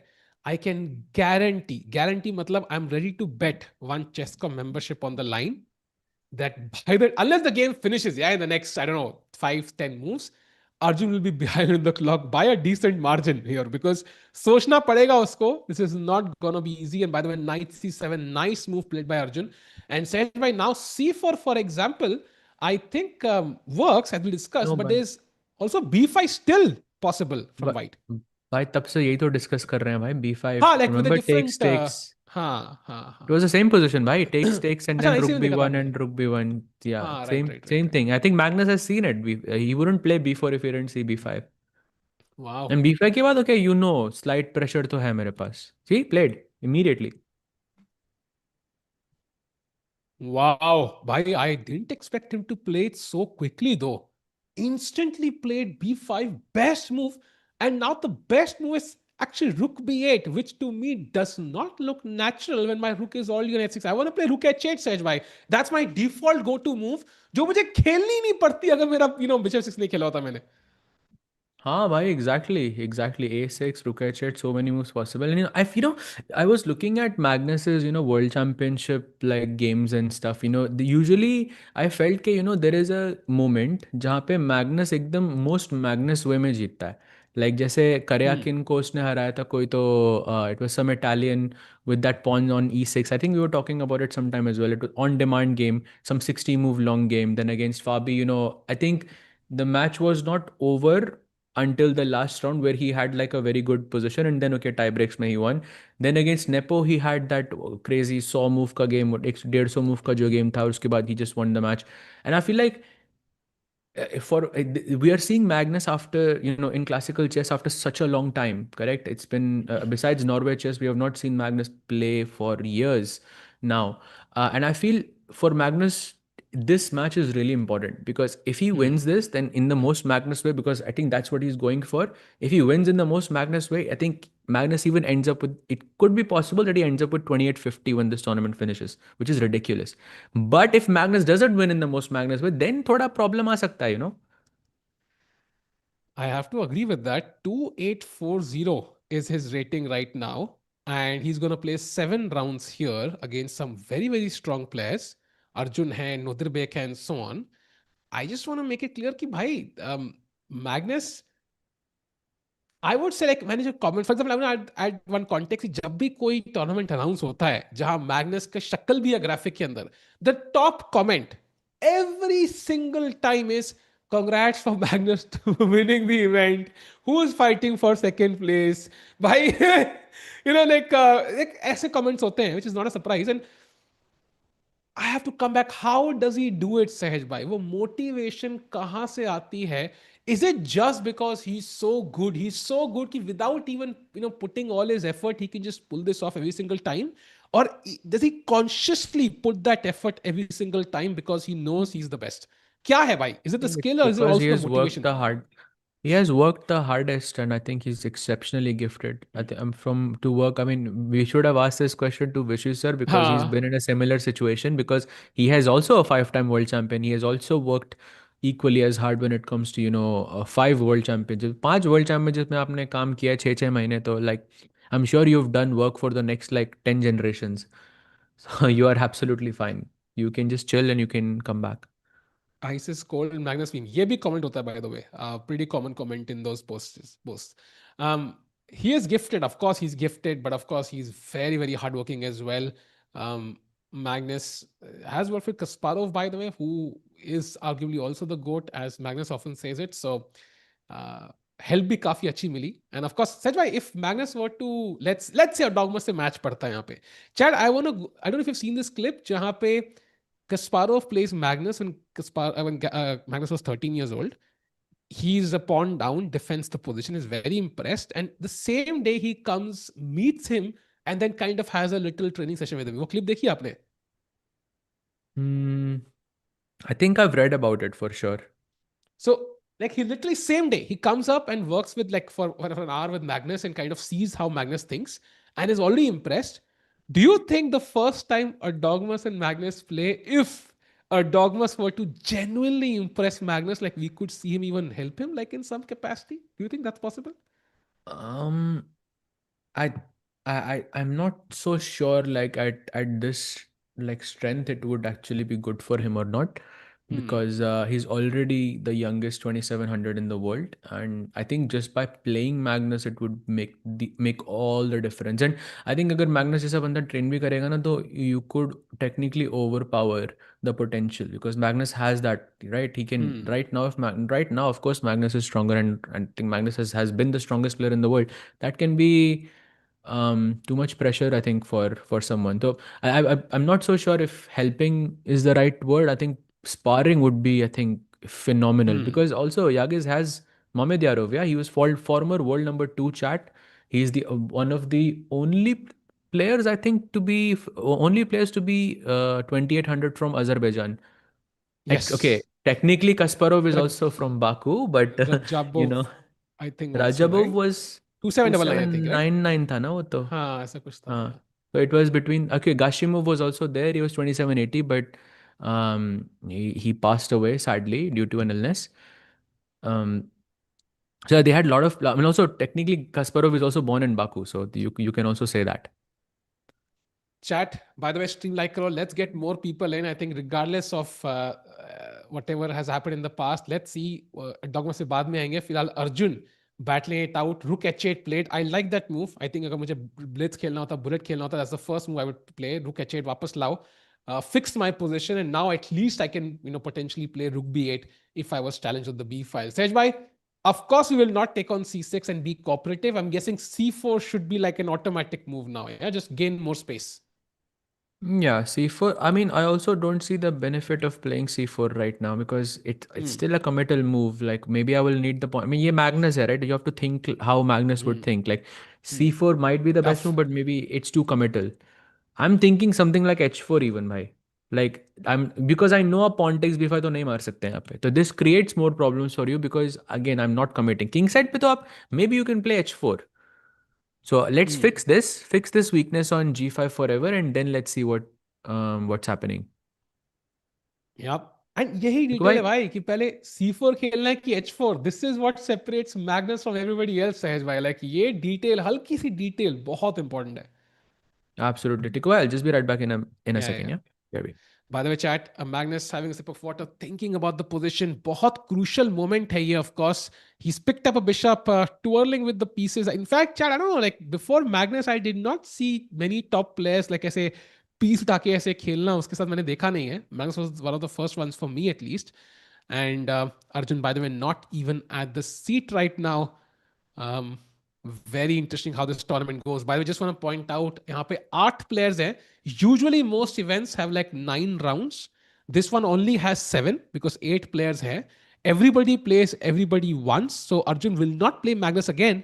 So opportunity यहीं पे है अर्जुन के पास कुछ interesting करने की. And बाकी जो players हैं, so 8 players are Magnus, Arjun, Nodirbek है, Erdogmus है, Jorden van Foreest है, Nils है, Woodward है, Zhu Jiner है, and these are the 8 players. I think इसके अलावा I'm really excited about the Erdogmus match also. वो भी बहुत जल्दी आएगा. Gukesh, by the way, chat के लिए Gukesh कहाँ है? Gukesh is coming up soon, by the way. He is playing by the c4 played by Magnus, one of the best moves. I think he did not want to give Arjun the option of taking on b5. Maybe he wanted to avoid that possibility and simplification. That's why he just played c4, the logical move and gaining space. Makes sense. And coming to Gukesh again, chat. Gukesh will be, playing the Grand Chess Tour Poland tournament, which is going to start from, I think, 5th of this month. So we'll stream both at the same time from 5th. दोनों stream करेंगे. And वहां पे Sindarov भी है भाई. So 3 game होंगे between Gukesh and Sindarov starting from 5th of this month. 4 दिन बाद 2 blitz के games, 1 rapid game. By all bets are off. I'm going to ask you, chat, a prediction as Arjun thinks. What do you think will be the score line between Gukesh and Sindarov in those 3 games? So 3-0 for Gukesh, 2.5, 1.5, 2-1, 1.5 each, 1-2, half, 0-3. What will be the score line between Gukesh on the left and Sindarov on the right? Filhal Sindarov in epic form, but can he pull it off in rapid and blitz as well is the question, right? Right. And Tikubai, when is the first match starting? I think it's on 5th, right? 5th, 6th, 7th, 8th, 9th are the 5 days. So 3 days of rapid and then And when 2 does days of Sindarov blitz. play Gukesh? I think one of the rapid days, we don't have the pairings out yet. So one of 5th, Okay. 6th, 7th में एक दिन, and then 8th, 9th दोनों दिन खेलेगा. So it's going to be a epic clash. I'm really excited because even though like it's not really going to be classical chess, they will be sitting in front of each other and they will remember the result till the World Championship. Oh yeah, for sure. For sure. I think that will be a nice match, yeah. Really, really looking forward to it. And look at chat, yeah. I mean, it takes something incredible to defeat like an Indian player in polls on Indian channels, by the way. So only Magnus can do that, Sahaj bhai. And right now, Sindarov 3-0, 2.5, half, like crazy bhai. 2.5, 1 भी दिख रहा है मुझे. मतलब match break कर रहे Sindarov. अरे भाई मतलब crazy. But I feel के अगर Sindarov is on this run and if he has, I mean he definitely has a great psychological advantage over Gukesh right now because of his insane performance. But I think in a match everything is different, bhai. It's very very important to maintain maintain consistency. And also let's not forget Sindarov अभी हारा भाई Dubov के साथ. वो सो रहा था bat मतलब literally bed पे तो and then we defeated him 3-0. क्या गुकेश को काउच लेके आना चाहिए फिर और लेट जाना चाहिए? भाई दुबोव को साइन करो. That's the first thing. Figure out what he knows. Very interesting. Magnus will destroy Arjun here, कह रहे हैं Mr. Okay, नाम थोड़ा लंबा है. I would say कि यार definitely a possibility. I think it would not be like the surprise of the year if Magnus wins this. But Arjun, I think as we discussed, पहले भी सहज भाई has great defensive abilities, has done it against Magnus earlier in rapid chess. So he will also back himself to defend. So what is the plan, Sahaj bhai? Where do I put my rooks is the major question for me now. Because मैं rook h8 ले आया. Where do I put my A rook and where do I put my H rook? ये decision मुझे clear नहीं है अभी. So what is your take on this? I would put it on e8 because it's the only open file. But the problem is, in a position like this, no square has any like particular value. So it's unless you are calculating some 10-15 moves deep, it's going to be very difficult to realize where the rook placement is going to be the best.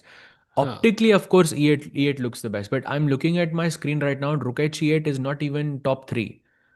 Wow. So in fact, the best move is, I mean, if I gave you 1, 2, 3, 4, 5, 6, 5 चाले, एक तो मैंने बता दिया नहीं है. इन पांचों में से एक स्क्वायर मैं आपको बोलूंगा, आप शायद आप तब भी नहीं गेस कर पाओगे कौन सा स्क्वायर है भाई. टेक अ गेस, टिको भाई. Oh, acha. So b8 feels normal to me. That's not the square, see. It's actually rook h c8. I'm not even sure how you come up with a move like this, because rook h b8 also I can justify क्योंकि bc के बाद maybe the b file opens up. Rook किसके बाद c8 सहज के भाई? बाद bc6 के बाद Okay. b Sorry, takes c6 के बाद. हाँ हाँ So बिल्कुल सही, मैं शॉक रह rook गया, h sorry. c8 is like the move which, okay, optically does not make much sense to me. Rook h c8 is what I think, but okay, 19-20 का फर्क. But yeah, pressure तो है भाई, and slowly Magnus will start to put increase. I really don't like that bishop h6 move by Arjun, and I think he's gonna suffer here bhai. Yeah, I think rook h c8 का plan likely should be to take on b5. It seems like that at least at the right moment. But I really don't like taking on b5 because it just connects white pawns, and without a clear plan, I would not even consider that move. So tough choice for Arjun. Rook h c8 very unlikely. सहज भाई, it feels like कि यहाँ पे अर्जुन लंबी सोच में जाने वाला है, and I have a guess in the next 2 to 3 moves is gonna be behind Magnus on the clock. Like literally 2-3 चालों में ही ही विल बी बिहाइंड कार्लसन, और कार्लसन एक मिनट में चाल खेलने वाला है. Is not gonna think for a long time for the next 5 moves or so. Yeah, because the white's moves are pretty like simple. Black को थोड़ा setup करना है pieces. I think you are absolutely correct on that. I think 2-3 moves के अंदर very likely. Magnus I think is very relaxed also. He's not on the board even. Oh, he just sat down. Oh, nahi, never mind. Went to get a glass of water. By the way, Arjun, by the way, we don't have a single Indian in the world top 10 live ratings right now, which is such a big surprise. If Arjun were to beat Magnus, okay, it's a tough one. Drop me 1 point milega, but I think, by the way, Arjun is almost 100 points behind Magnus, right? That is crazy. But okay, if Arjun were to beat Magnus, he will straight away go to world number 8. So there's an opportunity technically, on paper, Sahaj bhai, to kind of enter the world top 10 today. Yeah, draw पे नहीं होगा I think. Draw पे भी draw पे वही नहीं से होगा. आगे तो नहीं जाओगे आप, but yeah, win पे possible for sure. Win पे And possible for sure. But yeah, and yeah, we shouldn't even be discussed. But ratings only matter when the tournament finishes. और उससे पहले like not really a big difference. And okay, look at this. He okay. plays knight e6. Ooh, I like that move because आपने d4 पे थोड़ा pressure डाला, so ties my knight on e2 down a bit. If you were to push any of your pawns like d5 पे मुझे c5 square मिल रहा है, and you know it restrains white's pawns a bit. But what if I just play rook a b1? Like, what is black's plan now? Like knight e6 खेल दिया, but what's my next move as black, सहज भाई? I feel like मैंने improve कर लिया जितना मैं कर सकता था. I think knight e6 is one of those filler moves, and maybe he's planning rook h c8 next. Now cb5 ka plan looks more logical as the rook will be targeting the c4 pawn. But you can argue that when you play rook c8, now white can also play rook c1, and okay, pawn takes, but then I can capture with the a pawn and defending my c4 pawn there. So वही है, मतलब I think uncomfortable position है black के लिए. Ideally you want to gain some space, try to equalize as quickly as possible, and it's that feeling of being uncomfortable that is Magnus's advantage pretty much. If Arjun does not feel uncomfortable here, he's not worse basically. Bhai, if there was anybody sitting apart from Magnus, Arjun would not be feeling uncomfortable. I feel like it's more to do with the person than the position. बंदा सामने जब Magnus बैठा, Magnus very, you know, in general Magnus very but tall. Arjun को थोड़ी ना वो feel होता होगा उतना. Arjun has defeated him many times. वो भी ब्लैक से 19 चाल में आ रहा है भाई उसने उसको. But bishop f6 is a sign he felt Or that said also by when you save something like that, like FNH pawns against the goat of chess, I mean you also start to feel like, okay, like I'm extremely special. no, Like yeah, so yeah, you, I'm I think वो sure Arjun Magnus knows effect that. Arjun अब तो नहीं feel करेगा I think. But bishop h6 was the Sahaj by the, you know, the problem for me. Like that move kind of showed he was trying to force a draw somehow. That's my worry. Hopefully he now just kind of plays the best moves. But oof, this is not going to be easy. By the way, Magnus Carlsen, of course, will be playing Norway chess also, जहाँ पे गुकेश और प्रग से खेलेंगे. So within 1 month, we're going to have Magnus play classical chess against all the top 3 Indians, Sahej bhai. Arey, amazing, amazing, amazing. That is something we don't get to say often because Magnus इतना खेलता ही नहीं है भाई. But Yeah. love to see. Also, would love to see like what would be the rating change. You know, we are in the first day of the month, and at the end of May, Magnus could either be 2850 or could be very close to the 2800 level because it's a like rating deflation हुआ है, of course. So the हाँ. only 2800 player in the world right now is playing in front of you. Wow. Wow. I mean, I would love to see Magnus gain a ton of rating, like 286, 2870 पहुंच जाए, ताकि he's also tempted to kind of gain more and reach 2900, which, by the way, Chad, I don't know if you remember, Magnus एक बार publicly बोला था कि I'm going to try and chase down that 2900 goal. Like he publicly said it as his goal, but then it couldn't happen because of rating deflation. And of course, like he did come very close. I think 2889, right, was the highest live rating he had, Sahej Bhai, which was like 80 points ahead of everybody else. No, 2889. I mean, it was never 80 points. I think when he was 2889, Fabi was around 2840, if I'm not mistaken, 2830, something like this. but was So it was he really at that point? इतना लंबा 80 points तो नहीं था, I think, फर्क.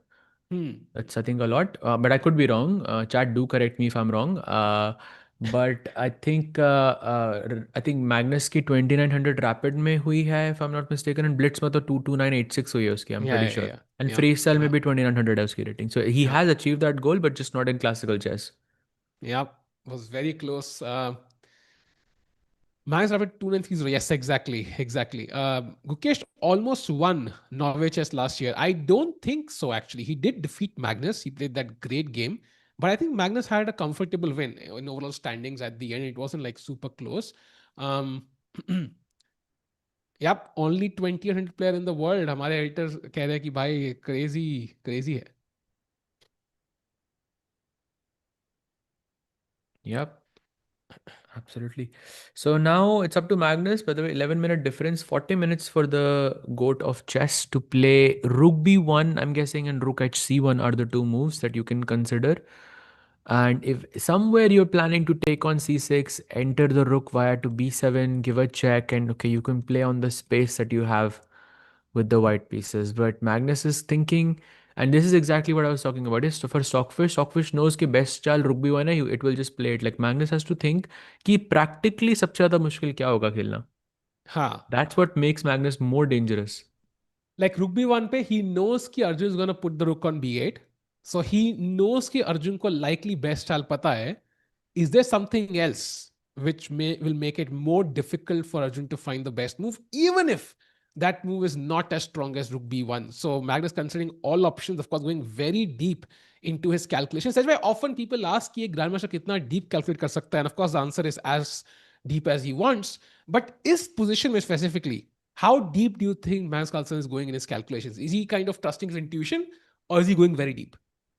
I think mostly you're trusting your intuition and you're doing like 3-4 moves of calculation. Okay, maybe not 3-4 moves भी ज़्यादा हो गया.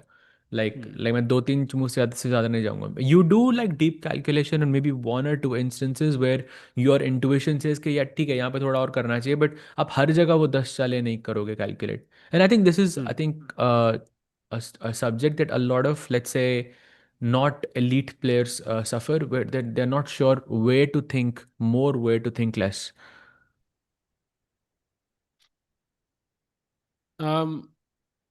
Yeah, by the way, में Rook तो B1. भाई सचिन भाई आप क्या saying some funny things. मैंने पढ़ा भी नहीं, I missed it, but I think अच्छा. No, by the way, Magnus did play Rook B1, the best move, and I'm expecting one of the rooks to hop onto the B8 square very, very quickly. वो B file control करनी है. For example, I just played King C7 just to test it out, and apparently that's not a nice move. Gives white a slight edge after like Rook C1 or Knight F4. So you have to bring one of the rooks to the B8 square, and then white can continue playing H4 and so on. So the Yeah. trauma is real, Sahej bhai. So ये तो basically बहुत like लंबी game होगी. तो rook b one rook b eight तो समझ आ रहा है, कुछ स्टेक्स पे rook b one rook b seven check नहीं है हाँ आपके पास। I will go rook h c one, you will go rook h c eight as well, ठीक है। अब इसके हाँ। बाद वाइट खेलता है समथिंग लाइक एच फोर।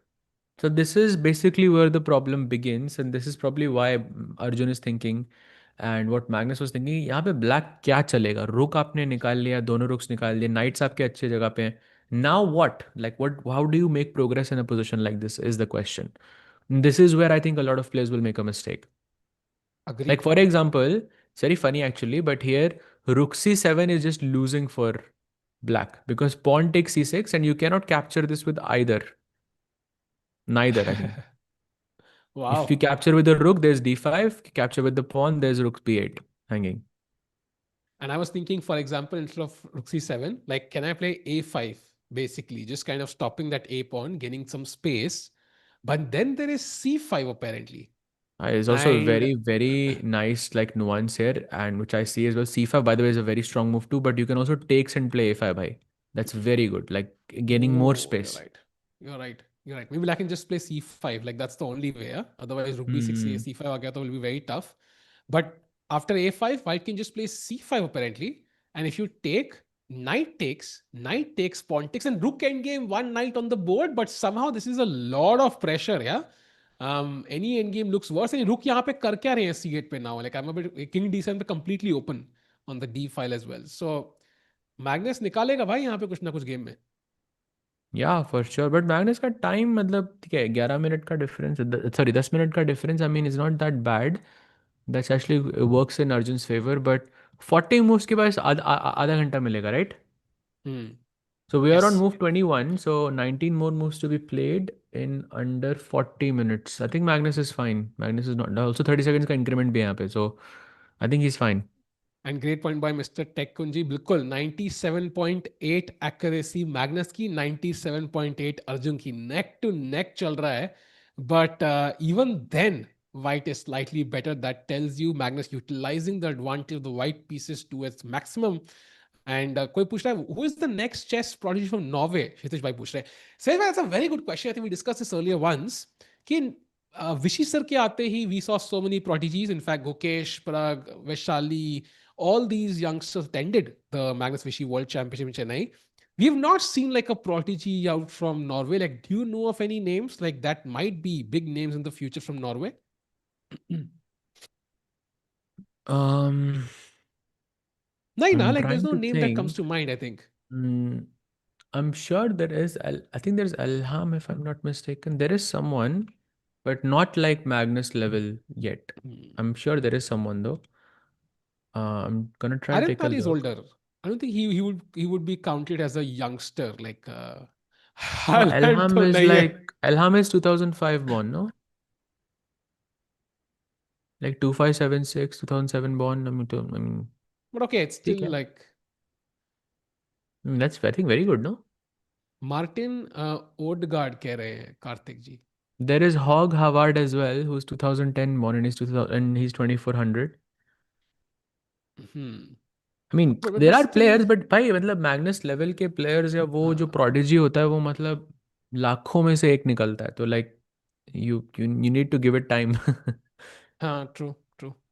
करोड़ों में से मैग्नस तो खैर करोड़ों में से एक, बट लेकिन बाकी जो प्रोडिजीज कह रहे हैं वो भी लाखों में से एक निकलती है। कोई कह रहा है next prodigy will be Magnus' son. I'm not sure about that one. Um, but yeah, okay, Magnus chilling by the way, having his coffee. रुके B1 के बाद Arjun under pressure, time difference down to now just what like 6 minutes actually. So time difference कम होता हुआ as we expected. Uh, भाई जो लोग ओल्डेगार्ड कह रहे हैं, मैं हॉग हावर्ड की बात कर रहा था, ओल्डेगार्ड की बात नहीं कर रहा था भाई। He is ranked 247 240 something, 2432 he is, and is rank 20th in Norway right now, 2010 born. That's I think pretty good. कोई कह रहा है साहिल टिकू is the oldest prodigy. Prodigy. Yes, the 33-year-old prodigy. What will I do when I grow up? Let's figure it out. Meanwhile, Sahaj bhai. Also भाई Okay. I think किसी को ना prodigy बनने के लिए जो टॉप का प्लेयर रहता है ना, वो एक्टिव नहीं होना चाहिए, बिकॉज नहीं तो उनके ऑरा में ही रहते हो आप सारा टाइम। लाइक आप सोचो हाँ जो भी नए प्लेयर्स आते हैं, जैसे टर्की से अभी एक आया, क्यों मतलब एर्दोमस जैसा टैलेंट मे भी होगा, बट लेकिन वो जगह किसी ने अभी तक ली नहीं है, एटलीस्ट टर्की में। तो then newer players are allowed to develop in that. जब तक मैग्नस ऑल्सो खेल रहा है लाइक भाई, बहुत मुश्किल है Magnus. I you have to be lucky के कोई प्रोडिजी हो 13-14 साल का जो 2300-2400 की रेटिंग में, और उसी टाइम पे मैग्नस रिटायर करे और वो मैग्नस उसको टेकअप करे, एंड देन हाँ that would be ideal, like you know that's that kid is gonna go very high. very good point, because when Vichy Magnus World Championship happened in India, these guys were already 23, 2400, right? Like these youngsters, at Exactly. least 2000 plus the. So that journey from 2100, 2200 to let's say 2700 makes sense. Like it spanned these many years. But for somebody who's like, Abhi Magnus World Champion bana hai, like it's going to take much longer because they might not have had, some 2300 youngster at that point. So yeah, it's going to happen at some point. By the way, yes, Edis Goyal also a youngster, but right Yeah, now yeah. the guy dominating the headlines is Erdogmus Sahaj, and he's here. 100%. And of course, Edis Gurel is I think an insane talent as well. But I'm talking about older players from Turkey who are like, let's say, top 5 in the world or top 10. I'm not sure if there are many or if there are any for that matter. And I think that Yeah. really affects a player's growth. आप देखो फिरोजा जैसे Iran से था पहले, right? Like there is no player who actually developed from there prior to that. But because फिरोजा था, उसके बाद परहम आया, उसके बाद अमिन तब आया, and so on and so on and so on. But अब अगर ये लोग डोमिनेंट रहेंगे तो और प्लेयर्स के लिए मतलब डेवलप होना, जब वो सारे स्पॉट्स फिल हो जाएंगे ना, that will be very difficult. So now Yeah. Uzbekistan का आई थिंक 1 या 2 स्पॉट्स और बचे हैं भाई। लाइक मे बी ओलंपियाड का 4th एंड 5th स्पॉट बचा हुआ है, वो अगर एक बार फेल हो गया तो वेरी डिफिकल्ट है। इंडिया में जैसे अगर आपको ओलंपियाड खेलना, आपको लग रहा है टॉप 5 प्लेयर्स या टॉप 10 प्लेयर्स के अलावा कोई ओलंपियाड के बारे में सोचता भी है? Bhai, I literally saw a tweet abhi by some random tweet, I don't know who it was, ki, if any companies want to sponsor, they're looking for names. ये है top 30 Indian players, like and इसमें सारे super जीएम्स भरे हुए हैं। मैंने लिखा top 500 भी कंसिडर कर सकते हैं क्या? है मैं भी घुस जाऊंगा अंदर। Like that tells you like Indian chess is at its peak, it's growing rapidly, and बहुत सारे youngsters chat. I think Pranesh is now rising up the ranks. Yeah. So it's going to be exciting as well. He played very well in the last event as well. By the way, see, okay, that's a committal move, Sahaj bhai. That has to change the valuation in some way. It does, and not for the best for Arjun. So there are two moves here, and I'll tell you the good news first. The good news is that d5 is not very good for Magnus, which looks more logical. But the bad news is, भाई अगर उसने pawn takes pawn मार दिया, then उसके बाद there is a big problem. Knight takes, pawn takes, knight c3, and white's knight is amazing. White has great activity on or space on the queen side, but black does not. भाई भाई मैं डर एक गया 1 second के लिए, टिक्कू एक भाई ऐसे कारण उठ की के से। वजह से ये फोटो मेरे पीछे है भाई। मैग्नस अरे द गोट भाई। ब्यूटीफुल ब्यूटीफुल भाई ब्यूटीफुल। मतलब एक कारण की वजह से मैंने फोटो पीछे रखी है। Because C5, I can guarantee you chat, there is no way on earth Arjun play this against anybody else in the world. नहीं होने वाला भाई, हो ही नहीं सकता भाई। Like C5 is such a committal move, and says भाई the king is on D7।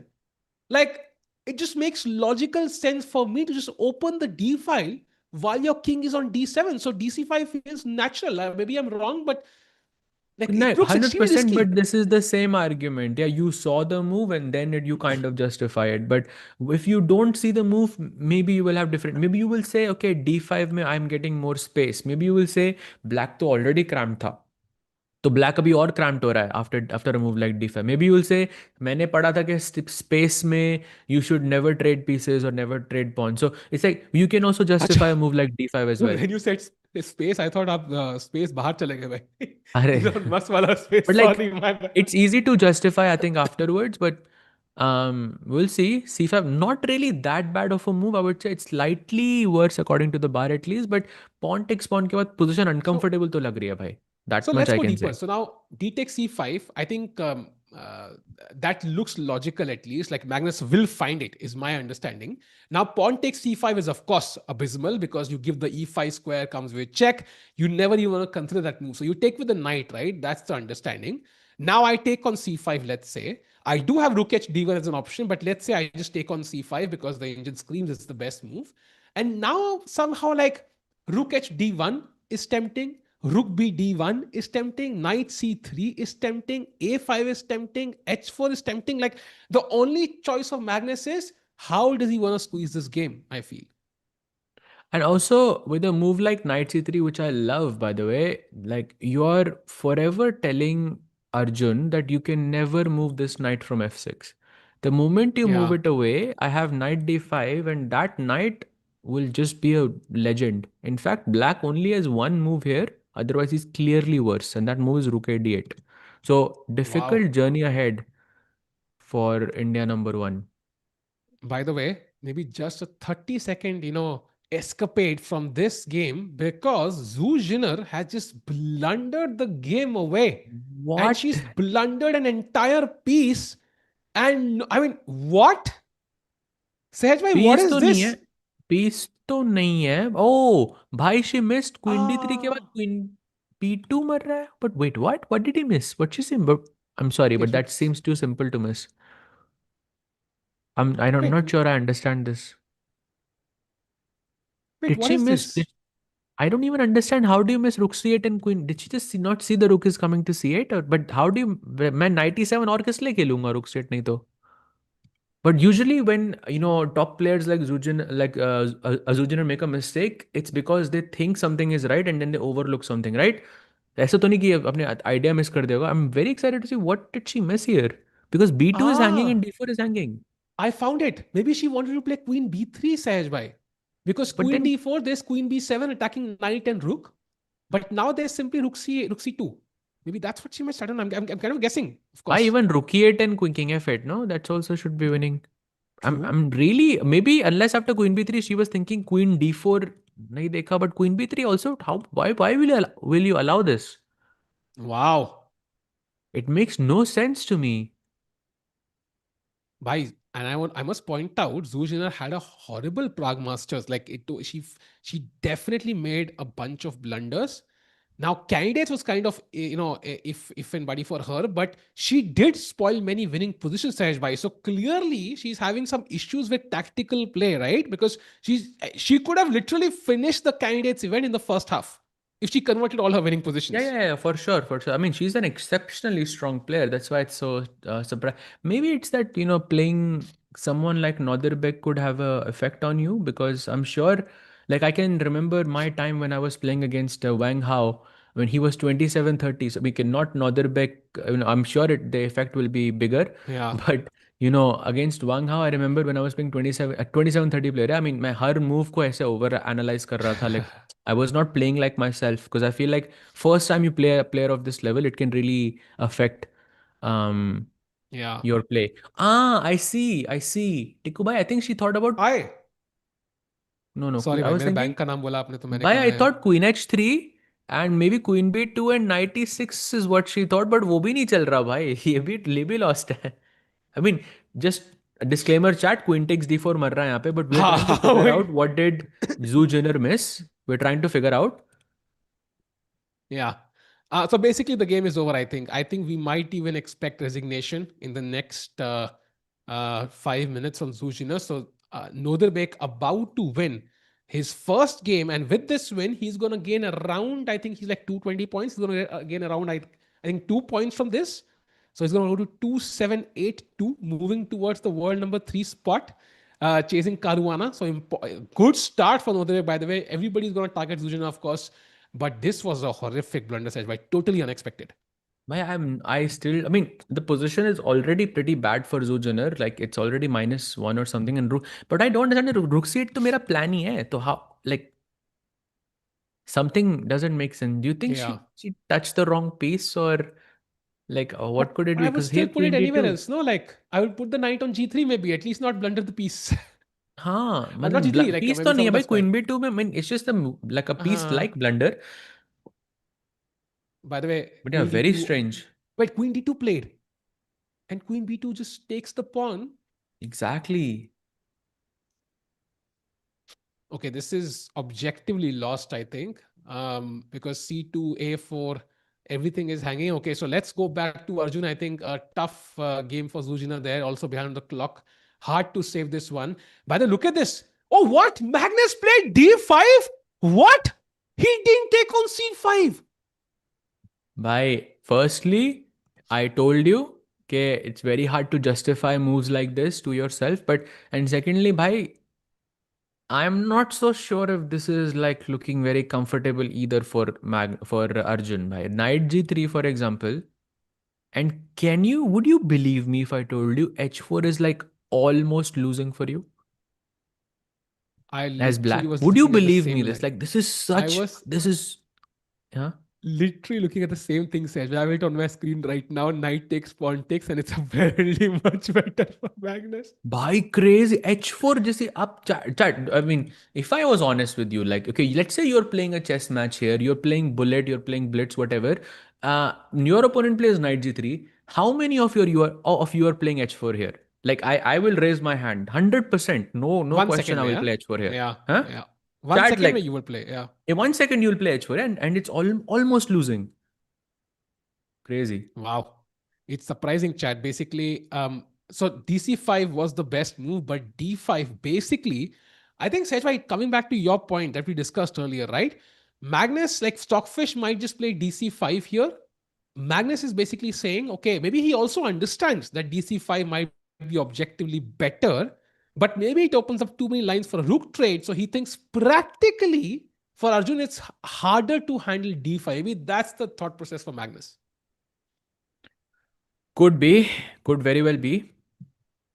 Could very well be, but let's see what happens. Why this looks, um, yeah, this looks troubling to say the Exciting. least. I would say exciting. A challenge for both players. And Knight G7 Arjun, by the way, it's a दो minute से कम में खेला. Is there any other option apart from Knight G3, Sahaj, by that you'll consider? Like maybe Knight C3 just to get to E4 anyways, or H4 first to prevent H4 as black? Because Magnus also has to see कि भाई H4 is not a good move for black, which is hard. Sometimes you ignore it by default, yeah? Yeah, exactly. Knight g3 हो सकता है कि उसको ना दिखे इस पोजीशन में, but hard to say. Magnus right now is thinking a bit weird that Magnus is thinking after a move like d5, because I thought कि d5 के बाद his intentions were pretty clear and he would have made the move pretty fast. But टिकू भाई, Magnus भी उतना consistent नहीं था. In the previous yes, granted he was playing with an iPad and he didn't have time to prepare and all of those things. I understand that, but कुछ moments में ऐसा लग रहा था कि like older Magnus would have like played like much more like without giving any chances. But maybe that could carry on to this tournament. You never know. Possible. I think results do matter. Duda said do game. Like he lost that match against Duda, by the way, a great comeback. So definitely possible. And also a point by somebody in the chat ki, like it's hard when a 2500 women player plays against a elite GM.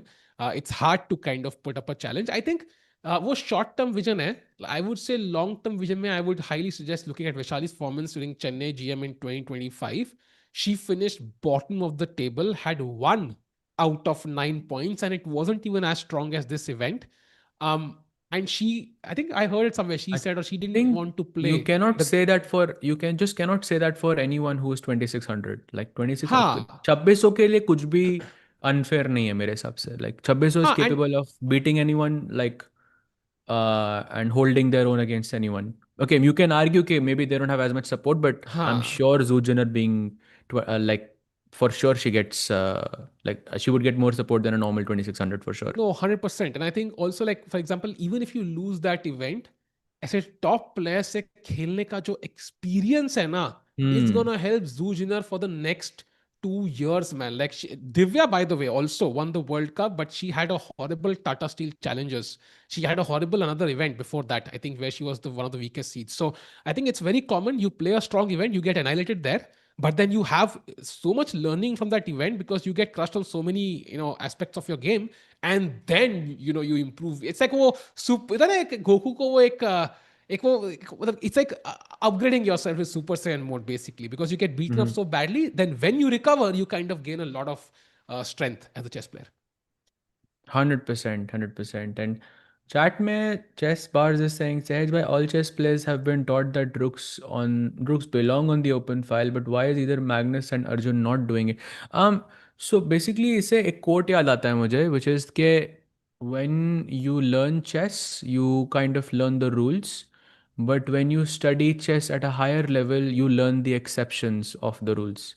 So in this scenario, yes, rooks do belong on an open file, but there are always exceptions. To be more technical, there was pawn takes pawn, black could take on cb5, and so on and so on. So this is an exception basically. And you will see whenever we look at top level games, there will always be exceptions.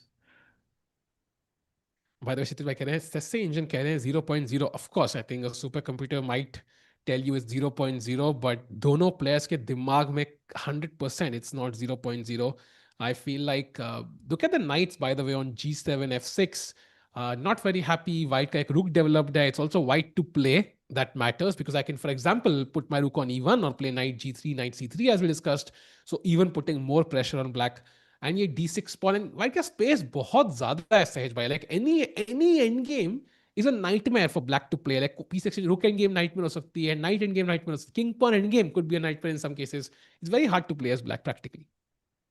Yeah, for sure. By the way, look at this. He goes a5, advancing on the queen side, maybe creating some a6 or b6, but it's good to have this option, good to create some pressure.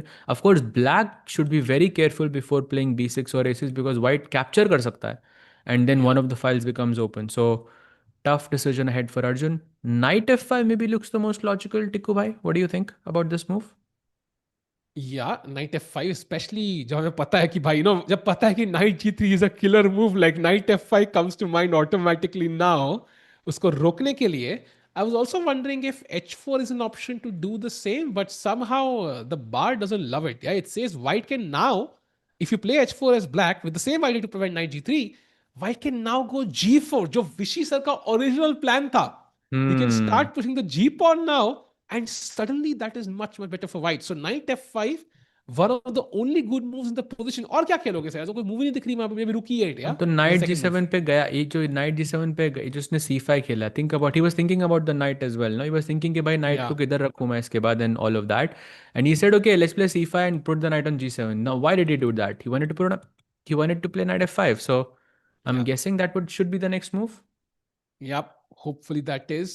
He does put the knight there. Also, you have potential control over the d4 square. अगर यहाँ e2 वाला knight हिलता है, so at least एक black का piece तो active रहेगा. That's helpful. Sahaj, I have a question in chat also, like I think a thought process. Let's say कि दोनों rooks exchange हो जाते हैं यहाँ पे. Who benefits more, white or black? It's a very good question, but probably right now black. But if it's one rook, then maybe white. Like I think because I'm thinking about it in terms of chess, like अगर हम strategy की बात करें यहाँ पे तो it feels like black को king side पे भी बचाना पड़ेगा क्वीन साइड पे भी बचाना पड़ेगा तो एक जगह रुक दो एक जगह दोनों रुक रख दिया आपने एक वो बचाएगा एक ये बचाएगा एक रुक कर दिया अगर मैंने उसकी बजाय तो maybe the rook can struggle and king side पे pressure of course is happening with h4 and knight coming to g5 attacking the f7 pawn so some rook would have to defend this then on the queen side you can play a6 b6 and some sack on b6 or you can play b6 a6 I don't know some kind of pressure तो है definitely queen side पे so based on these two I think एक change कर लेना चाहिए. Agreed. I also have a similar feeling, I think. अगर दोनों को exchange हो गए, maybe white doesn't have enough of targets right now to create genuine winning chances. It might just be more space for white, but just optical advantage and not really real advantage. So दोनों को exchange नहीं करने चाहिए right now. And maybe one rook can be beneficial because black का counterplay पूरा खत्म हो जाएगा. There'll be no counterplay on the e file and white can just take his time as Magnus usually does. By the way, rook a e8 is what he chose. I thought rook h e8 खेलेंगे. Is there a difference है भाई? दोनों कौन सा rook e8 रखना चाहिए? It's not clear, right? You know, this is an ever long question in in chess, Tikku bhai. I'm sure like you've had like 100 games where you've wondered कि दोनों रुक आ सकते हैं कौन सा रुक यार मतलब ऐसा लग रहा है कभी फ्यूचर में जाके ये रुक का कुछ रोल तो रहेगा नहीं नहीं यार इस रुक का भी कभी उसने b6 खेल दिया तो कभी मुझे b6 का भी खेलना पड़ा तो it's like at the end I feel all chess player just like they like flip a coin in their head and they just choose yeah भाई कुछ तो खेलना पड़ेगा आपको एंड में and this is what it feels like to me. Agreed. And I think वहीं पे intuition काम आती है. I think that's why Magnus is so strong. His intuition about such decisions is very, very good. And okay, we did not play knight f5 though. Is knight g3 still an option? Maybe it's not now because h4 के बाद I can't go knight e4 Sahaj bhai. So it's also kind of preventing knight g3. So knight g3, h4, knight e4 is not possible because the rook is putting pressure here. So knight takes, rook takes, will just lose a pawn. Nice move, actually. Nice find. So maybe white should also go rook e1 then. And I mean, then again, a ever long question for Magnus also, bhai. Chalo, chat, आपसे question करता हूँ ये. So, like now you know, I'll tell you the preset of like what's going on. So basically, Magnus is trying to push, and Arjun has just played rook e8. You know that Magnus is trying to put pressure on Arjun. Just based on chess strategy alone, which rook is better, h1 or b1 for you? Good question. Just based on your instinct, what do you think? Because there is, I think here there is a right answer. हाँ, yeah. Good question actually, because कई बार chat होता है ना, जैसे ludo अगर आप खेले हो कभी जिंदगी में, so कई बार आपकी एक गीटी निकल चुकी है, like मतलब it's kind of advanced a bit. So कई बार दूसरे वाला अगर 6 आ जाए तो दूसरे को भी निकाल के रख लो. Let's just not put all our ludos in one basket, Sahaj bhai. What do you think? ये वाली बढ़िया थी भाई. अरे new month, let's go, new month, new page. May 1st. इस महीने बहुत स्ट्रीम है सहज भाई, लगता है बहुत पेज भर जाएंगे. So Chad, what Tikubai says also, I think, is just an additional point to the situation. But I feel a lot of people are saying rook b1 वाला touch होना चाहिए, but I think you would be wrong here, Chad, because अगर जिस side से भी आप pressure डालते हो ना, and you can see कि position is so symmetrical, like दोनों के पास घोड़े हैं, दोनों के पास वही same pawns हैं, same file पे pawns हैं, same तरह के rooks हैं, सब कुछ same है. तो अगर जिस साइड से भी आप प्रेशर डालते हो, उस साइड को हमेशा जितना ज्यादा आप इम्बैलेंस क्रिएट कर सकते हो उतना बेटर है. तो अगर आप ब्लैक ये कर रहा है तो आप कॉपी नहीं कर सकते, आपको उसके थोड़ा सा अगेंस्ट जाना जरूरी है rook h one, just to have a winning chance. क्योंकि रुक b1 पे रहेगा, पोजीशन सिमेट्रिकल नहीं रहेगी, तो जीतने के चांसेस ज्यादा रहेंगे. That's how I would see this. एक बंदा कहता है I'd rather resign bro if Magnus is sitting in front of us, all of us will resign by, don't worry, we are on the same boat. By the way, Magnus का एक ही issue मुझे हल्का सा लग रहा है, and maybe this is because of only one reason कि Magnus खेलते नहीं है क्लासिकल चेस उतना. His time, Sahaj bhai. Usually I would expect Magnus to make quicker decisions in these moments, but he's taking his time, and अभी भी somehow 14 minute पीछे अर्जुन से. Maybe this could be the saving grace for Arjun. Like maybe at some point, 5-6 moves down the line, like Magnus might need that time, but होगा नहीं उनके पास. Could be, but it's like, let's say it's not very difficult for Magnus to play filler moves here. And yeah, it's possible that Magnus is not match fit right now. It's for sure it's possible because Magnus has not played chess for like almost a year now. Norway chess के अलावा, Norway chess भी घर पे ही होता है भाई, तो you don't have that tournament वाली feeling. मैं जब दिल्ली ओपन खेलता था भाई, I mean it was a lovely tournament, but वो tournament की feel नहीं आती थी क्योंकि घर से खेलते थे आप. But वो गुकेश ने फील लाई थी ना सहज भाई, वो टेबल का वो करके तो हाँ फील तो आई थी. वो वाली फील वापस नहीं लानी है ना मैग्नस को. हाँ. Yeah, will be interesting. Of course, Norway Chess starts this month as well, last week of May. उससे पहले भाई बहुत सारे events हैं, मजा आएगा. You will see, as you will see very soon. GCT भी आने वाला है. But meanwhile, Magnus still thinking 24 minutes now. Time difference बढ़ता हुआ 15 मिनट हो चुका है. And there's this idea which the engine loves and chat भी कह रही है, basically to just go a6 now. While this is usually want to keep options open, I do see an idea कि कल को end game after a6 and b6, I could bring a knight to a4 and just take on b6 सहज भाई. And suddenly black को एक piece वहां पीछे रखना पड़ेगा to defend this idea.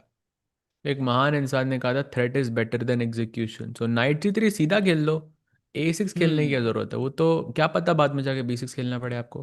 तो नाइट c3, नाइट a4 ले आओ, क्या पता आप नाइट टेक c5 चेक मार दो उधर instead of playing a6 at as well. So like don't make committal moves as Magnus, like because then it makes the defence easy.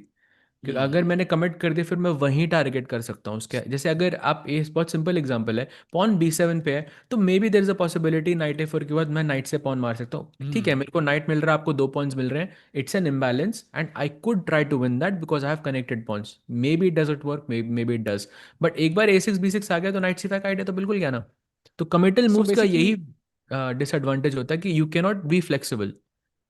सो अगर आपको मैग्नस की तरह महान बनना है तो कमिटमेंट से दूर जाना है सहज भाई, आप कह रहे हैं मतलब ऐसे कमिटमेंट नहीं करनी। एग्जैक्टली भाई, फ्लेक्सिबल रहो। फ्लेक्सिबल रहना चाहिए, बी फ्लेक्सिबल। सलमान खान नाराज होंगे कि भाई एक बार कमिटमेंट कर दी थी उन्होंने, बट बी फ्लेक्सिबल यार, वापस ले लो कमिटमेंट भाई, डजंट मैटर। तो आप बट भी, आपकी भी तो शादी अभी हुई थी। नहीं नहीं, मतलब मैं चेस की बात कर रहा हूँ भाई, आई एम टॉकिंग अबाउट हाँ, चेस सहज थोड़ा। भाई, आई मीन अच्छा अच्छा मैं अच्छा कभी अच्छा। चेस से दूर जाता हूँ क्या? चैट तुम बताओ, कभी हाँ, गया हो चेस से सलमान दूर? खान के फुल सारे फोकस। चेस के गेम्स देखे हैं मैंने भाई, ब्यूटीफुल। भाई सलमान खान का मतलब ग्रॉब ओपनिंग देखना उस भाई, G4 crazy attack, like g, crazy, या G4 या rook G1 rook G3, it's insane, and then rook comes to S3 H7 पे मेट, इट्स क्रेजी अरे attack. Crazy, rook H3 A3 पे आके H7 भाई, क्रेजी, लाइक ये तो study है ना? करना पड़ेगा भाई। यप। सो ब्रश तोड़ेगा नहीं आइडिया भाई, जोक्स ब्रश तो चिपके बहुत आ होगा। रहे हैं बट बोल नहीं सकता अभी। नहीं नहीं, ब्रश नहीं टूटेंगे भाई, दंत मंजन करते रहे। मीनवाइल रुके E8 के बाद Rook H1 I think is the logical move that makes sense as we discussed. एक rook exchange कर सकते हैं हम लोग. It's not going to spoil White's position. H4 of course was a move, but Knight F5 आ रहा है अब. So I think that's going to tie down our Rook to H1 for defense, and Knight E3 is also an option for Black. So maybe Rook H1 का समय आ चुका है सहज भाई. ये समय तो आ चुका है भाई, पर लेकिन समय मैग्नस के पास उतना बचा नहीं है, क्योंकि 17 मिनट मूव चल रहे हैं और 21 मिनट ही पड़े हैं। और अर्जुन तब से उसी पोज पे बैठा हुआ है, मतलब ही उसने बोर्ड पे देखा ही नहीं है भाई पिछले भाई 20 मिनट। उबासी ओ ले भाई, रहे. Look at this, A6 played. Bhai, sorry chat. let's go, Magnus. Let's go. He's gonna plan for knight B2 A4 and knight takes B6. Bhai, if I think if Arjun is losing, that's the plan he's gonna lose to. Bye, but I'm, to be honest, I'm not a big fan of this because I feel, yeah, okay, for Arjun, I think the defense just became a lot easier, I feel. Hmm. But let's see what he Would you goes for. say the defense became cleaner, not easier? I think I don't know easier. if there's a Much. easier. Yeah. Okay. Okay. I think easier because knight c5 is not possible. I mean, if I'm defending this as black and you play a6 and b6, I have a sigh of relief. Wow, thank you for Hmm. committing that, because now I know there is no b6 on the board. Now I know queen side पे मुझे कहाँ कहाँ नजर रखनी है. Hmm. So I'm not so sure if this was necessary right now. But look at this. He does play knight c3. It seems too like one-sided this plan. Like एक बार knight अपने 3 चालें खेल के knight a4 लेके जाओगे तो king c7 एक move में मैं defend कर रहा हूँ. So let's play the moves. Yeah, let's say knight F5, which I think Arjun will play. I don't see any. I literally no other moves I see in this position. Let's say I Yeah. play knight A4. What's black's best? Is king C7? Knight a4, king c. Let's say knight f5, knight a4, king c7, whatever. Hmm. I mean, rook e3 भी है. अब it's not like आप knight b6 threaten कर रहे हो, by the way, because I have 2 Ah, rooks true, looking true, at the true, true. back rank. So just want to mention that as well. But I'm guessing in the long term he wants to go rook e1 and he just wants to trade off everything and that's it.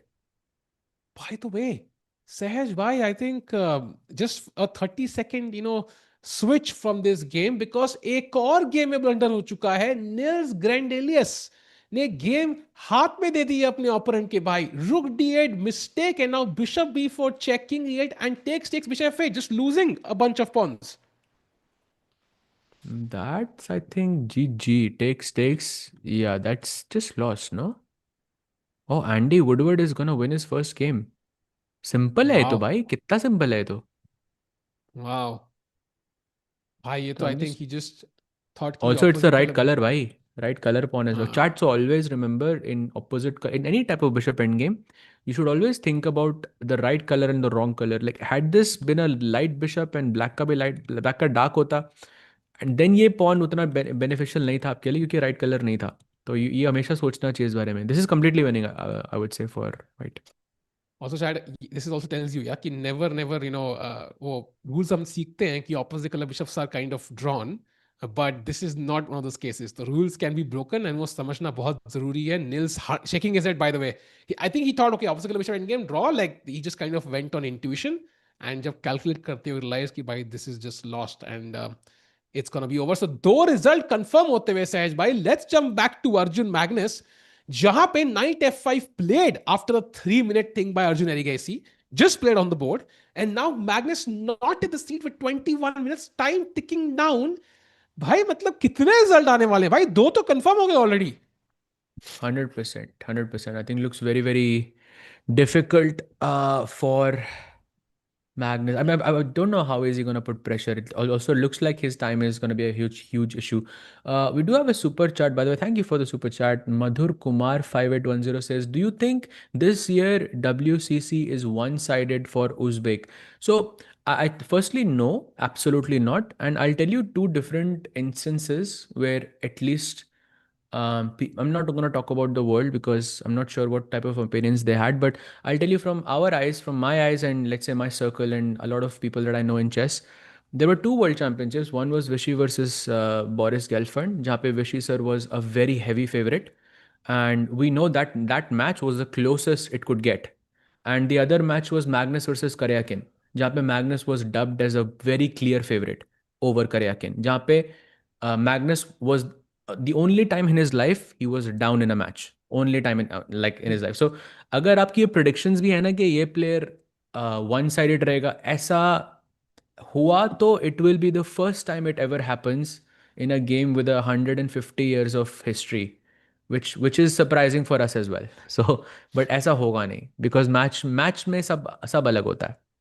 Also, I think candidates में क्या है कि there's this pressure of you winning a bunch of games. To win the match, you have to be +5, for example, right? आपको 5 plus games जीतनी है compared to equal score. So, just by odds, अगर 8 लोग खेल रहे हैं, there's a good chance somebody just races ahead of the field. अगर सुंदर ने जो किया वो crazy था, like it was one in a century kind of performance, but एक बंदा तो आगे निकलता ही है with a dominant performance, right? World championship में आधा पॉइंट का लीड भी इनफ है. So when you are playing the world championship, usually क्या होता है, पहला गेम कोई हारना नहीं चाहता सहज भाई. You don't want to be the first guy to lose a game. So players often play it safe. Like in fact, Vichy Magnus, when the World Championship happened, like I remember, like Magnus played a slight error and Vichy had equality literally on move 8. But he didn't push as black because game 1 था, he didn't want to risk everything, he wanted to play it solid. So I think कहीं कहीं वही चीज होगी कि जब match में Sindarov Gukesh खेल रहे होंगे, I think it's very hard. You don't need that +5 score, yeah, +4 score. So initiative, it's somehow more tempting to play it safe and not risk it all. That's my understanding. Yeah, for sure. For sure. I think that makes a lot of sense. Chat में someone is saying Ding is higher rated than Guki. So like you are correct. By that logic, Kasparov is, higher rated than Magnus Carlsen right now. Like uska matlab, it doesn't prove anything, right? Because Ding didn't really play any classical chess besides the three or four rounds that I saw him playing against 2,200 players. But Gukesh has been active in the classical scene. I'm also by rating is like ऊपर नीचे जाती रहती है. So it's bad for the players to think about it. It's bad for the viewers to constantly ये ऊपर चला गया ये नीचे चला गया. But I feel like we should just not think about it that much. We should not give it as much importance. Yeah, it's important for sure, but it shouldn't be the only thing we think about. By the way, very important point. So knight d4 played Sedgwick, if you refresh the board, and वो जो comparison आता है जो Sedgwick बता रहे Stockfish और Magnus के बीच, यहाँ पे स्टॉकफिश कहता है रुक टेक c8, रुक टेक c8, रुक e1, बेस्ट मूव. हाँ. Now, will Magnus do this? I mean, possible because now there's a weakness on b6, but I doubt it. He will likely try to create one more weakness maybe. By before he does Magnus this. has to think this position is completely winning for him to do that. See, he doesn't So do he it. doesn't play do it it. h4. Yeah, exactly. So I think Magnus going for not the best move because he thinks that's still the better practical try. So वहीं पे आता है वो logic कि भाई Stockfish sometimes might not play the best practical move and might be tougher to beat Magnus than Stockfish. Yeah, for sure. And by the way, after h4, now I think Arjun's moves are pretty clean. Like knight c2 looks very good, inviting this trade, and then दूसरा रुक भी trade हो ही जाएगा. I don't see a way for Magnus to make progress anymore. I feel like, okay, maybe जो भी बचा कुछ chance था, it is gone now. Arjun, I think, will hold this. And by the way, Abdusattorov has defeated Zhu Jiner. That match is over.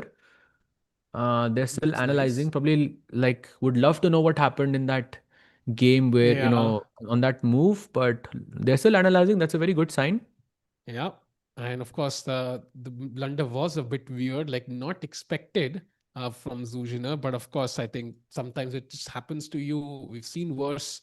So एक result आ गया, दूसरा आने वाला है, बट बाकी दोनों games dead equal right now. h4 के बाद मैग्नस गेम बाद आर्बिटर सेइंग कि भाई बाकी लोग खेल रहे हैं, आप ये बाद में कहीं और करो जाके एनालिसिस. वो भी arbiter भी खुश हो रहा होगा भाई. Like it's nice. I mean, imagine being an arbiter in an event where Magnus is playing. But that's, I mean, there must be someone there जिनका ये पहली बार they are trying to be an arbiter, and that arbiter is gonna have the tournament of their lives. Yeah, come on. Like in Why? your first gig, you're looking at Magnus. Yeah, that's crazy. It's also a lot of pressure, right? Because Yeah, मुझे of याद है course. like एक बार chat, I don't know if you've seen this clip. एक बार I think it was FIDE World Rapid Team and Blitz. I think from 2024 or 5, 2024 I think. Magnus की bottle पड़ी थी table के ऊपर and orbiter comes and वो bottle उठा के उसको नीचे रख देते हैं. भाई मैग्नस का reaction was insane. Like if you were the arbiter उस टाइम पे you feel a lot of pressure यार. मतलब भाई मैंने कुछ गलत तो नहीं कर दिया because Magnus is like genuinely irritated at you. So I think it's not an easy job, especially against when you're kind of doing it in an event when Magnus is playing and so on. For sure, for sure. But now Arjun is thinking I'll check. 33 minutes. Yeah, Tikku bhai, maybe you can let us know about the super chat. Yep. Thank you, By the Samir way, bhai. super chat on the Chesscom India channel. Goku ji कह रहे हैं, guys, Goku wisdom. Wow, दोनों words crazy. I love chess. Magnus are Indian players. This troubles me. Does Magnus skipping the world championship reduce its relevance and leave the next generation confused? It may even have impacted Mukesh too. What's your take? I think Magnus dominated chess so much. At some point, he felt there was no competitor. Like if Firouzja, for example, had won the candidates in 2022, I think, right? Or 3. I don't know when it was. But like maybe he would have potentially played. 24. 24 था क्या? नहीं, 24 Gukesh won. हाँ भाई, Which Firouzja was when playing. Nepo won. No, 21 था शायद maybe. I don't know which one it was. Okay, you mean before. That was 22, yeah. So I think Magnus skipping is his decision. Now, does it affect the other generation? For sure. Like being the world champion, even though you're not the strongest player, forces you into this compulsion to prove that you are the world champion and puts this additional pressure on your shoulders. And that's why I think we see every world champion struggle, chahe wo Ding ho ya Gukesh ho. But also like it's on you kind of, because if Magnus was playing and he is much stronger than you would likely not get this opportunity of becoming the world champion. So you are world champion. It's on you to kind of rise up to the occasion, right? So I think it's extra pressure for sure, but it's also an opportunity. So I think trade-off is Sahaj bhai. What is your thought process there? I'm not really sure I understand the question. Like, does he mean that if once Magnus has retired, it has made like there is some ambiguity in the chess world? Is that what he means? No, it's like matlab, it reduces the relevance, of course, of the world championship. Also, like leaves the next generation confused. Like matlab, for example, just say if somebody's watching chess, but like, it has happened before in chess, right? When ah, Kasparov left, I believe in 1990 something, 95, 96 or something like this. Also, he left. No. 95 with the world champion ही बना था, but I mean Kasparov also when he formed that PCA with every, I mean it has happened in the past where the top player has left and then उसके बाद एक वो period रहता है जहाँ पे एक कोई surety नहीं है हम like we don't know who is the best player and then suddenly एक player आता है who takes up the mantle again and in the past that player was Magnus Carlsen. Now maybe that player is already playing chess, we just don't know it. Maybe it's Erdogmus, you never know. Maybe it's Gukesh, maybe it's Prag, maybe it's Arjun. It could be anyone. In this sense, but yes, that place is left. But yeah, but Magnus, को retire करना पड़ेगा उसके लिए. I think जब तक वो खेल रहा है तब तक it's not easy to take up that space. Also, I think on the front of the value reducing, I mean, थोड़ा बहुत फर्क तो पड़ेगा if Magnus is not playing. But also, like I think chess is also भाई evolving, Kasparov right? I भी think अगर classic. अब Kasparov हाँ 2003 में रिटायर ना करता टिक्कू भाई, sorry to cut you off, हाँ बट Kasparov हाँ. ना करता, डू यू थिंक मैग्नस का राइज ऐसे रहता? लाइक थोड़ा तो हिंडर होता ना भाई. तो मैग्नस For 2005-6 sure. जब कास्परोव की तब भी जब वो 28 होता तो मैग्नस बार बार खेलता, उससे वो बार बार मतलब Kasparov keeps putting pressure. I mean may be that also affects him. या सो Also, he doesn't coach Magnus if he's still playing. That is for sure. So I think but that तो coaching direct तो एक effect दो है. Session ही हुए थे ना उनके. इट वाजंट नहीं, like a they had a few years of coaching, no? Sahaj bhai, like not few 11. Years. No भाई, नॉट फ्यू हाँ, years. 11 to 13 they were working, Sahaj bhai. 2-3 साल की coaching हुई आई थी उनकी. But okay, like it wasn't a lot of camps. I think I mean, हाँ at least हाँ. from what I read, it was not like anything crazy. But yeah, and But yeah, also I think you're right in saying कि it's turning faster. I think classical chess ka significance and the number of classical events that top players play in general is going slightly down. So that automatically means that the classical world championship loses maybe some relevance for me at least. But of course, like in terms of history and the importance it holds, like there's a reason why Ukesh cried when he became the world champion, right? There's a reason why you've not seen him cry by winning other events, because it is still, even though the significance might reduce a bit, it's still the coveted tournament, the most important tournament in the world. Like everybody would love to win. Like if you ask me, मुझे कौन सा tournament, एक tournament आपको जीतना है दुनिया में as a chess player, हर कोई उसी का नाम लेगा still. Yeah, 100%. Someone's also super chatted. Madhur Kumarji, thanks for the super chat again. Did Hikaru becoming WC dream is now over for him and you mean Hikaru's dream of becoming world champion is over for him and Fabi? I I don't think so.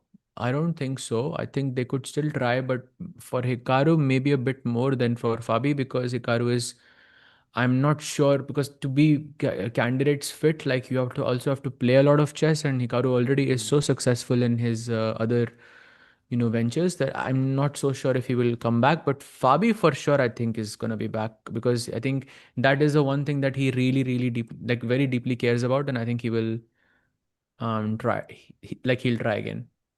And also, I think you can kind of figure out कि कितने chance से candidates by the number of ways people qualify into the candidates. Fabi, I think, last candidates were qualified via 3 paths, and this candidates also, he was the first one to qualify. So I think Fabi is still in it, absolutely.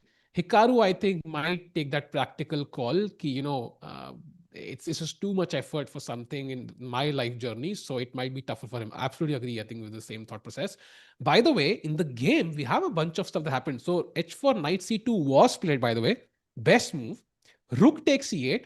Of course, you don't want to give the e file away. So rook takes c8. Rook c1 attacking the knight. And apparently, like 93 is a very good move just played by Arjun, and it's very, very close to equal now. In fact, there are a bunch of repetitions. No, Like bhai, it's knight a dead f5. draw. It's a dead draw. Yeah. I feel like they will just agree to a draw very soon. I feel, okay, Magnus, it's possible Magnus missed something somewhere, and now it's like dead, dead, dead equal. वो a6 से ही समझ आ गया था भाई, position मतलब कुछ कुछ कुछ गलत हो Wow. रहा है यहाँ पे. Wow, that would be a good hold by Arjun. I think at one point it looked like it could be troublesome, but at the end, great defense. Also, Magnus got time, be 18 minutes remaining on the clock, so it doesn't signal enough flexibility in terms of just having a one long deep thing. So what do you do? In fact, c4 pawn is hanging, by the way. So you have to be careful.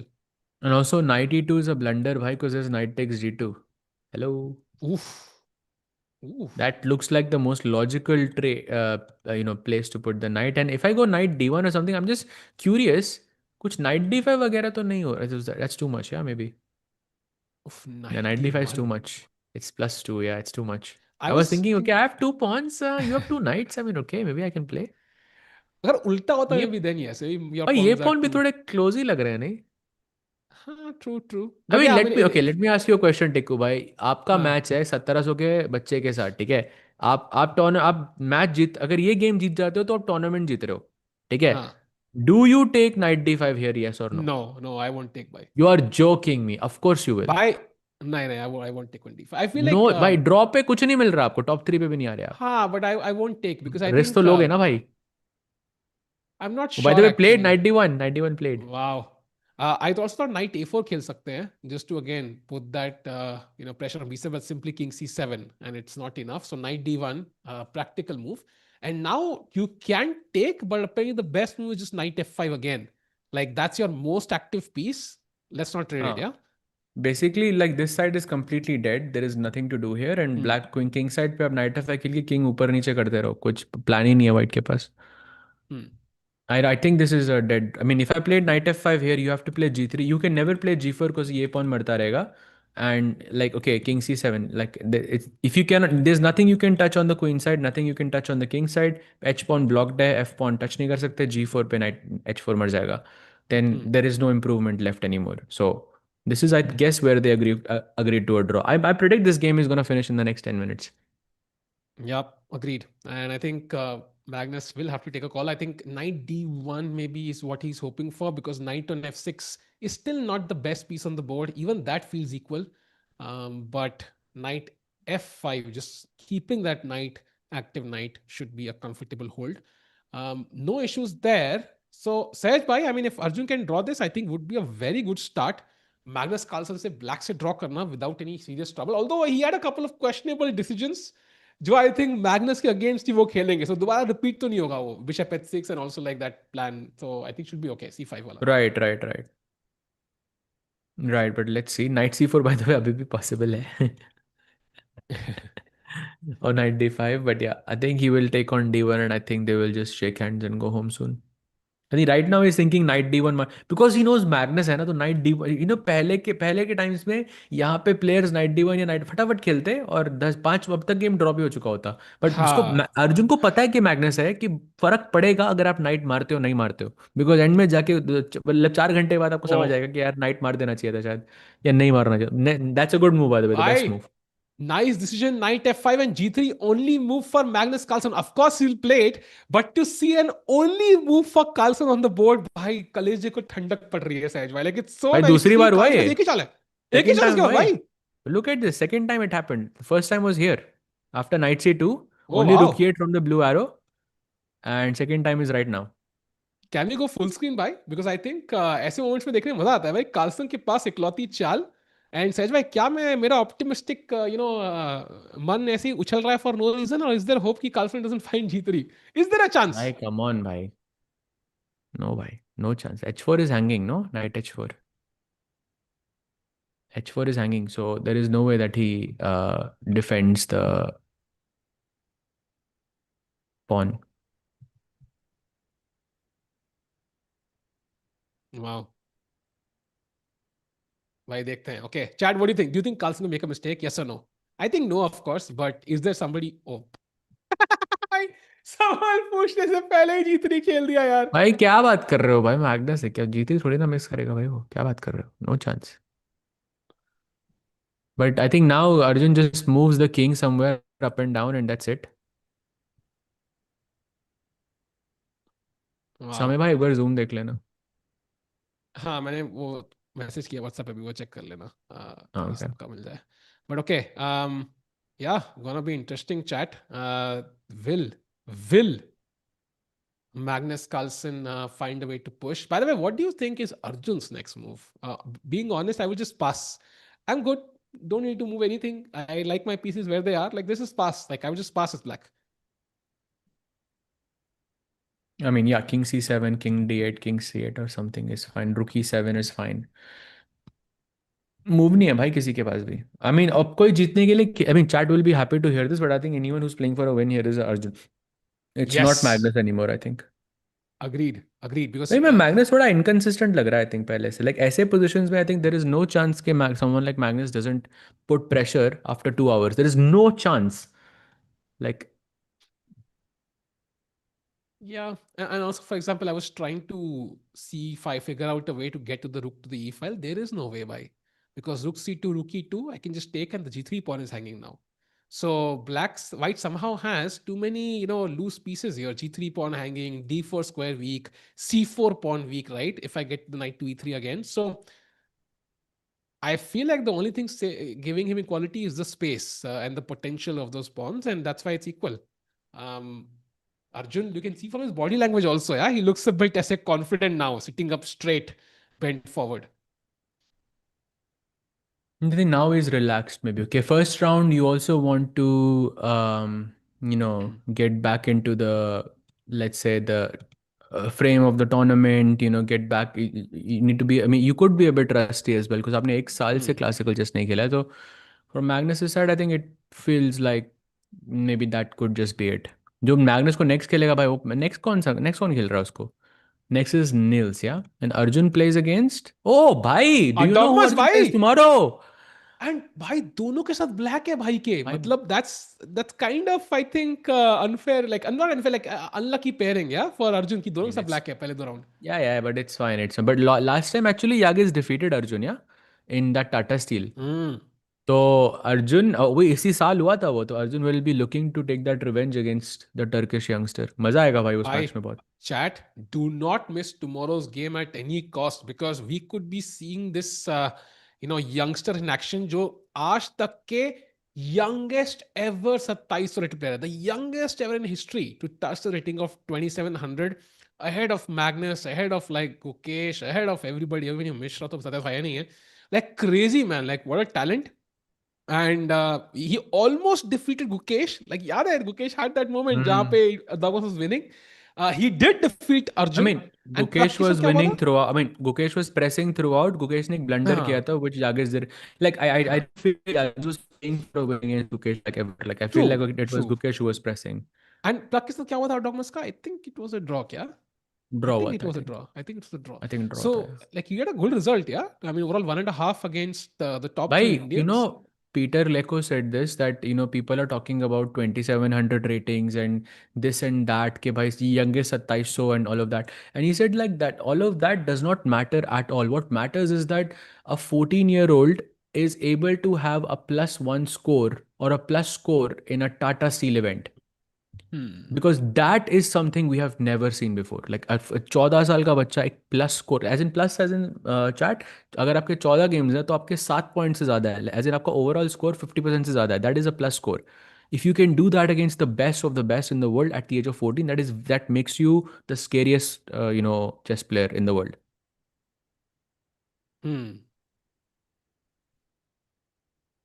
Regardless, I think बहुत मजा आया कल के match में सहज भाई. And I think knowing Arjun, like knowing his preparation, it's not gonna be a game जहाँ पे he's gonna make drawish decisions, exchanging pieces. He's gonna go for the kill because he is technically still the stronger player.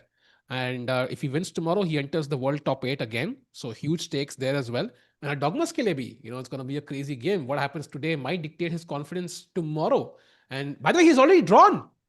We already have the second result of the day, and it is a draw between Jorden van Foreest and Erdogmus. Oh, amazing. There it is. So basically, oh bhai, so after bishop e3, Jordan offered a draw to Yagiz and इसीलिए वो सोच रहा था 1 घंटे से. No, no, bhai, we That's have what moves. We happened. have moves. We have moves. We Do have moves, we? bhai. We Ah, have okay, a lot okay, of moves, okay. bhai. I was thinking ऐसा कैसे possible? I don't think we've looked at Uh, any of this. Okay, some. Ah, okay. Repetition. Sorry, chat. My bad on that. But I don't think we saw all of this. Yeah, it yeah, was we didn't. But I think looked like it a came very pretty quickly. simple, solid draw. But yeah. Yeah.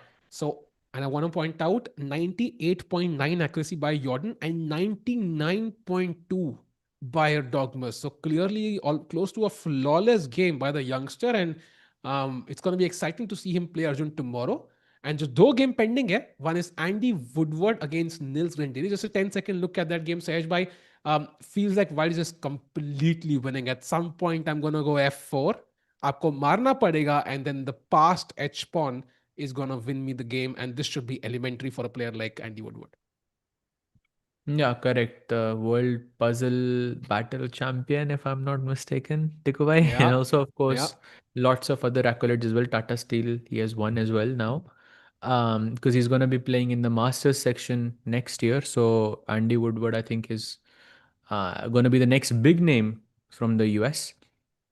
And then we have, of course, Magnus versus Arjun remaining. दो ही game remaining है, I think. ये match तो draw ही लग रहा है, but Arjun सोच रहा है because he's thinking कि भाई wait करेंगे तो like can Arjun try to play for a win is what he's thinking. I think he's making that assessment. Is there risk for me in this position, right? I think that's a good choice because risk hai, then maybe ishq hai, but like in game mein struggle kar sakte hain Sahej bhai. So I think he might even just take the safe call because we're not used to Magnus seeing classical. But the king d8, that's literally a draw for I feel. No, that's like a nothing move. I feel. This is insane. I think King D8 is like, okay, I know कि मेरे पास कुछ नहीं है यहाँ पे, but let's take a draw and let's go home. So what do you do? Knight C3 or what do you do? I mean, probably you're looking for some kind of a repetition here, yeah? Yeah, I think you're hoping for something like, I don't know. I really don't want to play knight c3 because again, I have to calculate these lines with knight e3 and so on. So what does white do to repeat? Like rook c2 maybe? Just repeat ठीक rook है, c2 पास king. कर दिया King D7 वापस. King's rook c1 and you go for the draw, yeah? Because how does Magnus even push here? I'm not really You sure. cannot. You just take a draw and you just go. भाई कुछ 30 move का rule है. Actually 30 moves हो गई हैं यहाँ पे वैसे भी, but draw ऑफर कर सकते हैं ना 30 साल के बाद. I'm not sure, I think. I didn't check this specifically, but I think even if they have कुछ to draw, कुछ ओपन्स में लाइक कोई रूल नहीं होता, कुछ ओपन्स में हाँ, 30 मूव का रूल होता है, कुछ ओपन इसमें होगा, या इसमें होगा because top level होगा इसमें या. होगा. But I think maybe it's like Magnus, if he wants to repeat, he might not offer a draw. Yeah, he will just play rook c2 or something else and just offer automatically players are going to repeat because he understands King D8 is not really a move you play when you are pushing. I think it's just a pass move. No, this could be a very interesting question to ask Magnus, that when was the last time someone offered him a draw? Because the reputation that Magnus has of not taking draws and continuing to push for like 7-8 hours for like, each game. I'm sure एक point के बाद like players ने draw पूछना ही बंद कर दिया होगा ना कि क्या मतलब point ही क्या है? एक स्टोरी मुझे याद है, एक वीडियो देखी थी मैंने टाटा स्टील इंडिया की, जहां पे अनीश पूछते हैं मैग्नस को ड्रॉ एंड कार्लसन कहते हैं वो मुझे वो बियर बैसेस की याद आ गई भाई for some reason and then he just plays like a long game even in blitz or rapid or whatever it was, and I think he even won that game. But regardless, like never will he accept a draw. And in fact at his peak, like मुझे वो game कभी नहीं भूल सकता. World Championship match against Vishy sir. Vishy repeats the position once. Of course he might not have repeated it twice, but Magnus needs a draw to clinch his first World Championship match, and he says no because he had the white pieces and had the slightly better position. He says no. Draw पे उसको world champion बनने का मौका मिल रहा है, but वो कहते हैं नहीं भाई, गेम ड्रॉ नहीं है, I feel I am better, I am gonna push, and वो गेम ड्रॉ हुई बाद में, लेकिन किंग तक खेले हो भाई, किंग तक. Aura है ना भाई, aura is too big. By the way, I think we have a move. No, we actually don't have a move. I feel like here if Arjun offers a draw, he would take it though. But Arjun नहीं करेगा यार. Arjun I think knows कि it's and also of course I think Arjun will gain 1 point out of this. That's the advantage of drawing against Magnus. Draw पे भी एक rating point मिलता है भाई. Sahaj bhai, why does it feel like India isn't producing prodigies like Nihal, Prag, Gukesh anymore, even though the chess scene is... They are producing it, for sure. I mean, chat, if you go on the जो FIDE की जो rating list होती है ना, you can go there and you can check for yourself. I'm pretty sure there will be a lot of names. It's just that India से इतने सारे players हैं कि I think even if you are like the best of the best, it's very hard for them to know. I mean, I remember like जब मेरी 2500 rating थी ना, जब मैं 15 साल का था, something like this. So at the time I was like top 5 in the list or whatever. तो Chessbase का जो वो था ना, जो founder, he actually pulled me aside and he was like, who are you? He's like, how do I not know you? I was like, because India में ऐसा ही होता है भाई. It's difficult.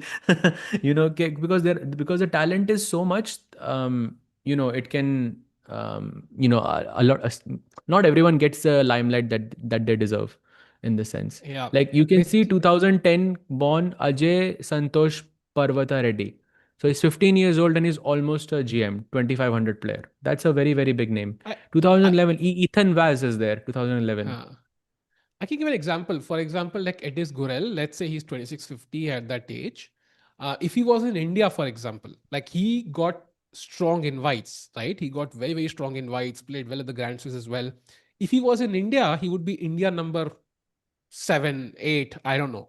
So the chances कि लोग उसको invite करेंगे is very low in any top event, because India में किसी को invite करो तो you have Gukesh, you have Arjun Parag and so on. So if you're in some country जहाँ पे you are the best player, you might still get some invites. At least, for example, जैसे Croatia में tournament होता है तो Ivan Saric always plays GCT Croatia, right? He gets that opportunity every year because he's the strongest player there. So I feel like वो opportunity miss हो जाती है कई बार, and it's also tougher. You have idols to look up to, and you have that ecosystem in your country जहाँ पे somebody's done it before, so it's easier for you. But also you sometimes don't get those opportunities which you might have if you're in some other country. So I think आएंगे वो लोग. We see Pranesh rising up the ranks. We do see like many players around the 2600 mark. But yeah. I'm just looking at the top 100 list, and 100th player is 2400, by the way. And did you know this? India made the 100th player is 2400. And that is ridiculous. Not a surprise. Not a surprise, actually. How is bhai, in most countries like 2400 would be like top 20, top 30, something like this. But yeah, I mean, I'm looking at this list and I'm seeing a bunch of names who are 2000. Gautam Krishna is 2433, for example. That's a name we've been saying a lot. Jake Shanti is another one, 2011 born. The key is look for players who are 2010 and later, and then whoever is above 2400. Those are the talents you need to watch, because yes, true, they are not 2600 yet, but वो generation अभी Pranesh की है. Like Pranesh is gonna dominate. Like अभी निहाल कर रहा है, फिर Pranesh करेगा, फिर उसके बाद I don't think we are really that far off when it comes to having a young talent. Agreed. And by the chat, knight c3 after a 3.5 minute think played by Magnus Carlsen. So rook e1 could be on the cards here. Sahej bhai, are we gonna, allow rook e1, or do we have a way of avoiding it? Like, does it change the position anyway? अगर rook straight हो जाए तो? Draw मतलब yeah, no, in the sense that अभी भी draw है तब भी draw थी. Hmm. So not really. I don't think so. At least king d7 would just be very logical to me. But okay, I'm guessing. Like rook e3, for example. Like, I just avoid rook e1. Uh, I don't even want to I mean, see I'm that. sure you can play it, but it's like players are just moving pieces. Yeah, not really. You are attacking the knight. I defend the knight. Okay, then what? Then maybe you I play king d7 and white फिर से सोचेगा and rook d2, king d. I mean, not really Sahej bhai, much to do. forget the position. एक से के लिए सिर्फ players को देखो. Go full screen. Look at the players. लग रहा है कोई 27 मूव का क्वीन सैक्रिफाइस सोच रहा है मैग्नस अभी. भाई मतलब सही बता देख तो रहा. ऐसे रहे हैं जैसे कि पूरी चेस सॉल्व हो रही है. Like literally सही nothing में is happening. भाई कुछ तो सोच रहा होगा मैग्नस यार. Like, इतना डेप्थ में सर पकड़ के बैठा है. Like it's like he is planning a queen sacrifice जो क्वीन बोर्ड पे है भी नहीं.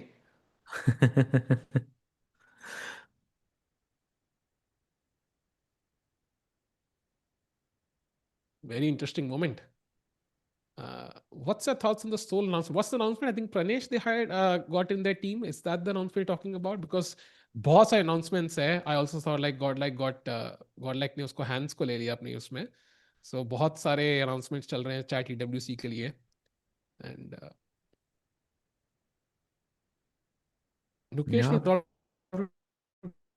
2600 soon. कह रहे हैं मिस्टर महाजी. अरे भाई यार कैसी बातें करते हैं यार. मुकेश अभी देखो क्या राइज करेगा मस्त. वर्ल्ड चैंपियनशिप के टाइम पे रेडी होगा भाई ये वो. सही है. वो कह रहे 26 वो क्लासिकल खेल ही नहीं रहे लोग. Quick review for the games. By the way, 2 games have ended as we discussed, and the तीसरी game है वो already is completely winning for one guy. So 4 he game है chat, and this is the one which is still kind of on. I would say कि technically not on, but Magnus. By the way, Magnus पानी लेके आया है भाई. I mean, not the sign of somebody who's about to take a draw, Sahaj bhai. This is psychological pressure. Or maybe he's just thirsty. Like But P here, नहीं रहा है. I will be on your side, Tikku bhai. You know this, but okay, not here. Yeah, come on. भाई but P नहीं रहा है. He got अरे the भाई glass, come on. kept it on the table भाई. If this works out, I will be shocked भाई. ये तो मैं ये भी नहीं बोलूंगा कि यार मान जाऊंगा गोट भाई. मतलब आई वो तो मैं ऑलरेडी मान चुका हूँ, बट लेकिन नॉट दिस भाई. This is too much. I have said this a couple of times before, but मुझे अब तक वो गेम याद है. Carlsen against Jabov. I think Daniel King was commentating. I was watching some commentary. I don't remember कहाँ पे देखा था मैं. And he was saying, I think he and Maurice actually, I don't know, somebody else with Daniel King. They were saying, क्यों खेल रहा है यार Carlsen यार? There is no way Rajabov can lose this. Like not in a million years. Like even one commentator said कि this is insulting towards the other player. Like भाई वो बंदा खेल रहा है. Like Carlsen is still playing. I was like क्या चल रहा है भाई. सुबह कॉलेज जाना है सोता हूँ. मैं सो गया. सुबह उठा Magnus won. I was like, that's the day I woke up to the Magnus magic. समझ लो, like that's the first time I realized कि भाई this guy is a bit different. So but yeah, I agree with you. I'm in the same boat. Like, would be hard to imagine Magnus winning this. But इकलौता बंदा है जिसके सामने अगर आप इस पोजीशन में बैठे हो तो एक पसीने की बूंद नेक के पीछे से जाती है सहज भाई. But You feel that. I just say कि अगर मैग्नस ये ब्लैक से खेल रहा होता तो शायद मैं ज्यादा डर रहा होता यहाँ पे. Like chat, will you agree with me on this? Magnus with black, okay, like if you're playing this as white, you're thinking okay कुछ sack miss हो सकता है, but white से I'm not so sure. Like what can you okay, क्या कर लो. A6 भी खेल दिया ना आपने, क्या अचीव कर लोगे आप. That's a fair assessment. I think black के पास जितने chances है, but डर तो तब भी लगता है भाई because Magnus है. But okay, I mean let's see. पानी खत्म होता है कि glass as it is रहेगा. I just hope Arjun doesn't try to force a draw somehow. That will be the biggest trap, I think. Just keep playing what you're doing. There's nothing, as you mentioned, do nothing, yeah? The best philosophy. Yeah, the in art life. of doing nothing. I'm pretty sure there's like lots of books written on this subject. It's a very very I think nice and maybe one of the most important concepts to understand and yeah to understand well. Book क्या भाई मेरी life है भाई. The art of doing nothing, by the way. But okay, Arjun about तो to play. Tikku भाई की life study करो, हम चेस अच्छा अपने आप खेलने लग जाओगे. Oh, by the way, look at this. He plays 93, basically like offering a repetition, right? Because attacking the c4 pawn and knight d1, शाबाश. knight knight d f5. One no. Knight d one, knight Knight f knight d1. C three भाई. Draw लो कर लिया draw फिर. Okay, Sahaj bhai chat. Does Carlsen play knight d1 and kind of say yes to the repetition? Yes or no? Come on, let's go. I think Magnus will go. I think because it's the first round and he hasn't played classical in such a long time, I mean, I feel like he's gonna take the draw. Also, position looks extremely dead to me. Hmm. भाई Indian commentator अच्छे से नहीं बात कर रहा भाई, वो दोनों ही इंडियन है भाई। समझा भाई नहीं मैं वो आपको मेरी बात कुछ। कर रहा होगा आई थिंक। क्या है ये, क्या इंडियन अंडरस्टैंडेबल। कमेंटेटर, ये तो दोनों को अपने सेपरेट, दोनों इंडियन है भाई। तो दोनों की बेइज्जती, ये कैसा लॉजिक हुआ भाई। भाई पता है क्या होता है, some people are just born idiots bro. वो हम मैं तो वही हूँ। तो चेंज नहीं हो सकते भाई, we have to stay true अरे टू अरे मूवी अरे यार। भाई भाई। बट बाय द वे अरे ऋषि सर से कॉम्प्लीमेंट लेने के बाद ऐसे बातें तो मत करो भाई आप। भाई बैलेंस भी तो करना है ना भाई थोड़ा बहुत। हम्म। वरना कल से हवा में उड़ लूंगा, आ जाऊंगा अपनी फिर ओपनिंग पे दिखा लूंगा भाई, we on move number 9 we should play knight to जीएच। Who is but okay Magnus and why should we be afraid? भाई गूगल है आपके पास, आई थिंक सबके पास है। जरा दो शब्द डाल दो गूगल में, आपको समझ आ जाएगा। भाई आई फील लाइक दोनों प्लेयर्स को एक टूथब्रश गिफ्ट करो and let's just move on with the game, draw is okay I या think. For sure. Sahaj, are you going for 2600 rating, or what will it take for you to get there? I mean, I am not, like, let's say, actively pursuing 2600 ki rating, because then I would be, playing tournaments and working on my chess, as opposed to doing commentary or doing coaching and all of those other things. But I'll tell you that I think 2600 is a very unrealistic goal right now, because I'm not close to it. Like, for before that, I have some smaller goals. Like, for example, I want to break my peak rating. So that's something I'm still working on. And I think when I do break the peak rating, then I can think about bigger goals like that. But right now, it's just pointless. इतना दूर है, मतलब 100 point का difference in this is gonna take like at least a couple of months of rigorous training with a coach, and then playing the right type of events, which is a lot of time and energy for any chess player. And a lot of money also, by the way. Let's not Exactly. I forget mean, that is Europe में also. रह के, okay, I guess you're spending less because you're not हाँ, really traveling for traveling. flights, and you don't really have to worry about accommodation. In my case, because okay, you can stay at a friend's place, you can stay at an Hmm. Airbnb, but for from India, it's very difficult because आपको वो एक वो hotel करना होता है. It's very Agreed. difficult. So But yeah, I mean, Sajway did win the last tournament he played. So धीरे धीरे रखे भाई.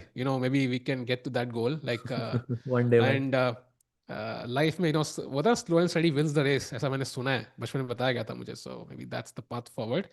And the path forward from Magnus is also slow and steady क्योंकि आराम से वो knight d1 पे रख दीजिए, because he did look at his score sheet. That's usually a sign कि player is about to take that draw वाला call. Like you look at the score sheet कि भाई okay, कितने moves हुए हैं, कितनी बार repeat हो चुकी है position. So this is the moment जहां पे knight to d1 would be Magnus saying भाई चलो draw करते हैं, घर चलते हैं.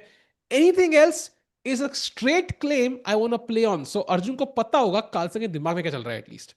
भाई 10 मिनट हैं, पड़े ही पड़े हैं उसके पास. I mean, I don't think he is gonna go for it. If he does, like, I mean, I would be shocked, because how did he get the motivation to play this? या because he was just in holiday mode. वो जो iPad से tournament खेल रहा था वो, and he just became a father, just got married, all of these Yeah. Things, like, doesn't speak like ये मुझे टूर्नामेंट जीतना है, ये लाइक कुछ भी करके हर गेम मुझे जीतना है. आई मीन, या टूर्नामेंट तो जीतना ही होगा मैग्नस को, बट हर गेम जीतना है, I am not so sure.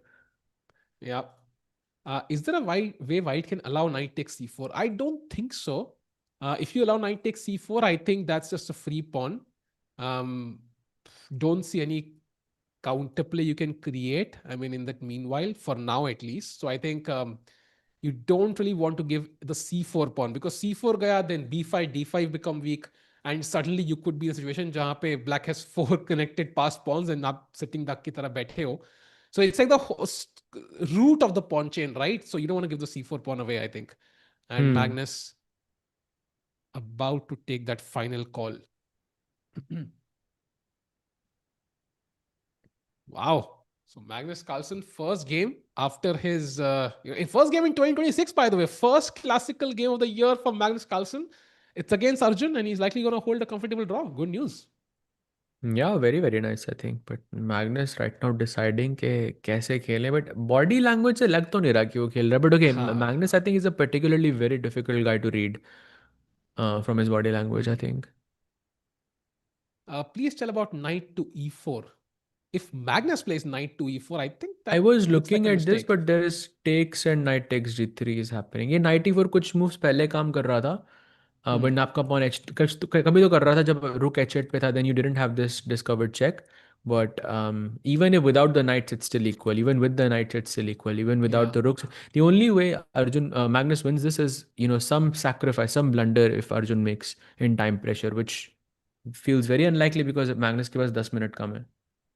Yeah. Magnus, I think time cannot be of help here. अगर clock reversed होती, maybe he could think about it. But in this situation, I mean, he's been thinking for a while though. I think 6 minutes. So maybe this is the crucial moment, chat, and a draw for Arjun would be amazing with the black pieces. Like ask anybody in the world, draw with black against Magnus, an amazing result.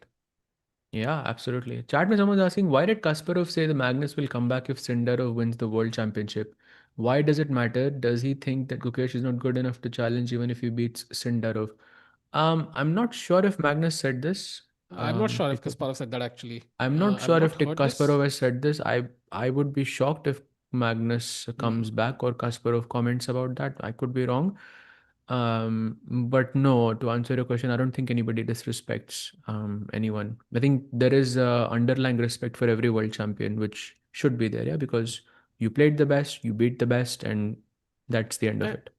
and even if he did say it or something like that is ever said, I think it's dependent on Sindarov's recent performance. Like if Sindarov played like this for the next 2 years, like crushed Gukesh and kept going like this, will Try like Magnus 10 be years, bhai. tempted? Like let's say 2 years before Magnus now. never had a Let's day off. Like, I'm let's sorry, say two there was years no he day off. continues, then Magnus could be tempted to say ki I do want to test myself against Sindarov. That's Oh, still apparently a I lot of don't people in the think. chat saying he said it, yeah? Interesting. But I still don't think Magnus will do it in a world championship match because the format is not something he likes, right? So he might be tempted to test himself against Sindarov and see But Sindarov is, as good as the people say, for example. But I don't think he'll be coming back to the world championship. but I Very, mean, very unlikely. like just trying to connect some dots here because today just now in the first hour of commentary we had Vishy sir with us and we asked him like what does he think of things Sandarov and stuff and he actually said that it reminds him of the younger him, like Sandarov reminded him of Vishy sir when he was younger. So maybe like there is some like I don't know, maybe it's the type of dynamic chess that he's playing that Hmm. impresses Kasparov and Yeah, Vishy in this sense. I mean, that's a massive compliment, I think, to give to anyone. So that could agreed. be, I think, a reason. But I seriously doubt if Magnus is going to come back by.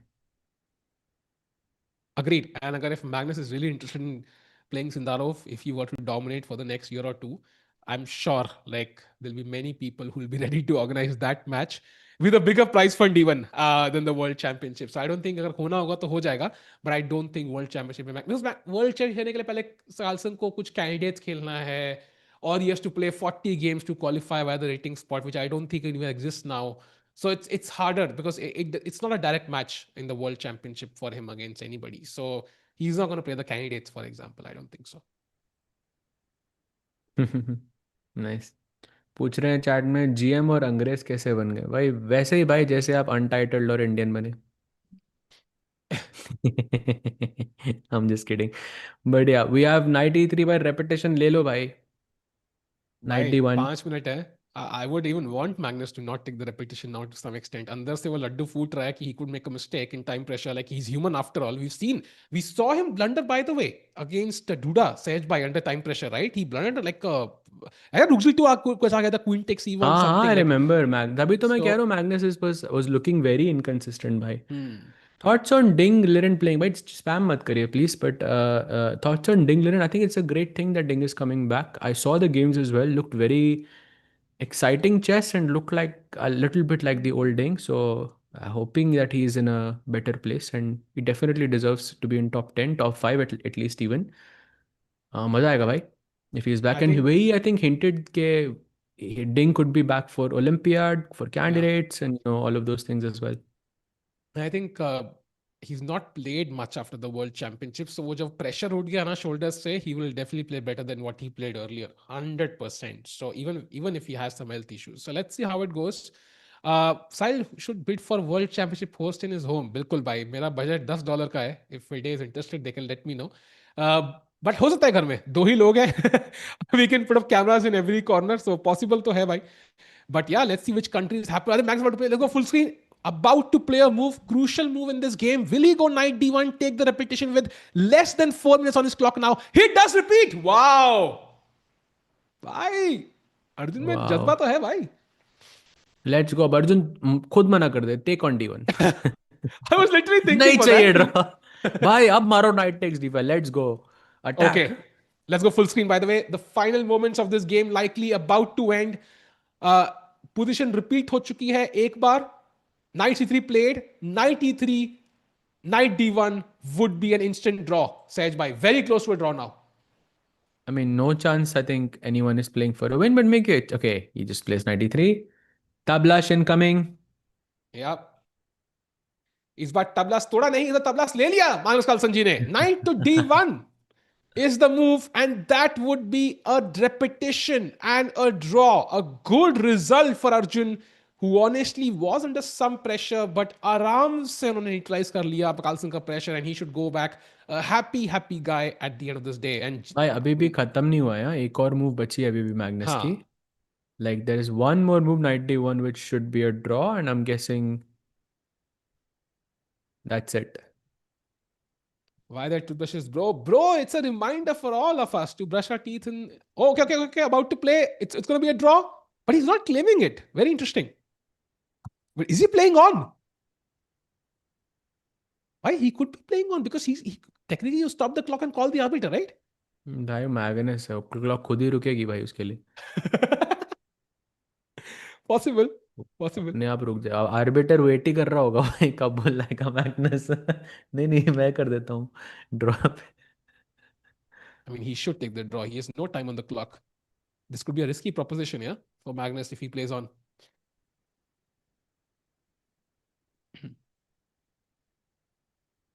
ये board पे red मत रखो. We'll try to change the color for tomorrow, chat. आज तो अभी कुछ हिलाते नहीं. Oh! Magnus Carlsen plays on. No draw, bhai. No draw. Okay, Sahaj, bhai, that is an impressive decision. I mean, yes, but also not really. Yeah, I think knight f5, and I still don't see a way for him to play on. No, agreed. But still, the fact that he plays on is impressive. Just the fact that like आप Everest चलने की कोशिश कर रहे हो, आप नहीं चढ़ पाए, बीच में सांस सबकी अटक गई, या इट वाज टफ, आपने कोशिश किया भाई. Like that itself is like crazy to me. Like he plays on. Or maybe it's just a cycle. I mean, अगर Arjun just goes knight f5 in this position, like how do you not play knight d3? That would just be a repetition again, no? Agreed. By the way, he went knight f5. Already done. Oh, he played it, yeah? Yeah, he Nice. played. I think video थोड़ा सा कुछ 4-5 second delay में है move से, तो 95 played. Now knight d3 again would be a draw, for instant draw. मतलब he's just मतलब ख्यालों के साथ खेल रहा है बेसिकली अर्जुन के. ड्रॉ दिख रही है, मतलब नजर में है, बट लेकिन वो बस बोर्ड की You know, तरफ देखे जा रहा है. I want to just highlight one of the best moves that my engine is saying. That is knight to b1. Knight Oh, b1 और best b2 move पे in the रख के position. भाई. Breyer's idea, chat. Remember Breyer's idea, knight b1 idea. Reroute it. It's a bad piece. Crazy भाई. And you still can't go rook e1, by the way, chat, because it's very crucial. I think that's why Magnus kind of played this move. Key, if Arjun does not play knight f5, I can potentially at some point play rook e1, because g3 pawn hanging नहीं होगा. So instantly knight f5 खेल के हमने फिर से वो g3 pawn अपनी चंगुल में रखा हुआ है. So you can't again play rook e1. So there is literally no way for Magnus to progress with the knight f5 pair. Yeah, exactly. There is no g4. And also Magnus has only 2 minutes on the... Bhai, wo, matlab, it looks scary, no? 5 more moves to be played, but he just cannot see a plan forward. Yep. Mister Paul ji को 200 साल का ban दे देते हैं पहले एक बार, तो थोड़ा मजा आ जाता है यार. कोशिश तो किया भाई, वो 24 घंटे से ऊपर गया नहीं हो. Oh shit, YouTube. देख रहा था मैं Missed भाई, out. कोई तरीका मिले By the तो. way, is he passing? Oh, he's about to play, huh? Come on. Let's see Magnus, if he's still gonna push. By the way, 2 minutes for him to play 5 moves. So he must be getting a bit nervous. I mean, he's not played classical chess for a long time. So the time pressure might hit him a bit harder than the other players. You can see him slightly the disappointed look. Yeah, I think he senses Sahaj he was better and he missed it somewhere. Yeah, for sure. Magnus को अब तो draw कर देना चाहिए भाई. 93 के बाद सीधा ड्रॉ है, राइट? 3 फोल्ड है. Yes, he can just stop the clock, call the arbiter, and claim a draw. Just do it भाई. My question, अगर मैग्नस ने 93 खेला without claiming the draw, do you think Arjun plays 93 and calls the arbiter and takes the draw? Yes. I don't think Arjun so. will. Because I Really? think that's too much. I think then वो player भी सोचेगा भाई इतना पहले मना भी कर रहे हो फिर अब claim भी नहीं कर रहे हो आप.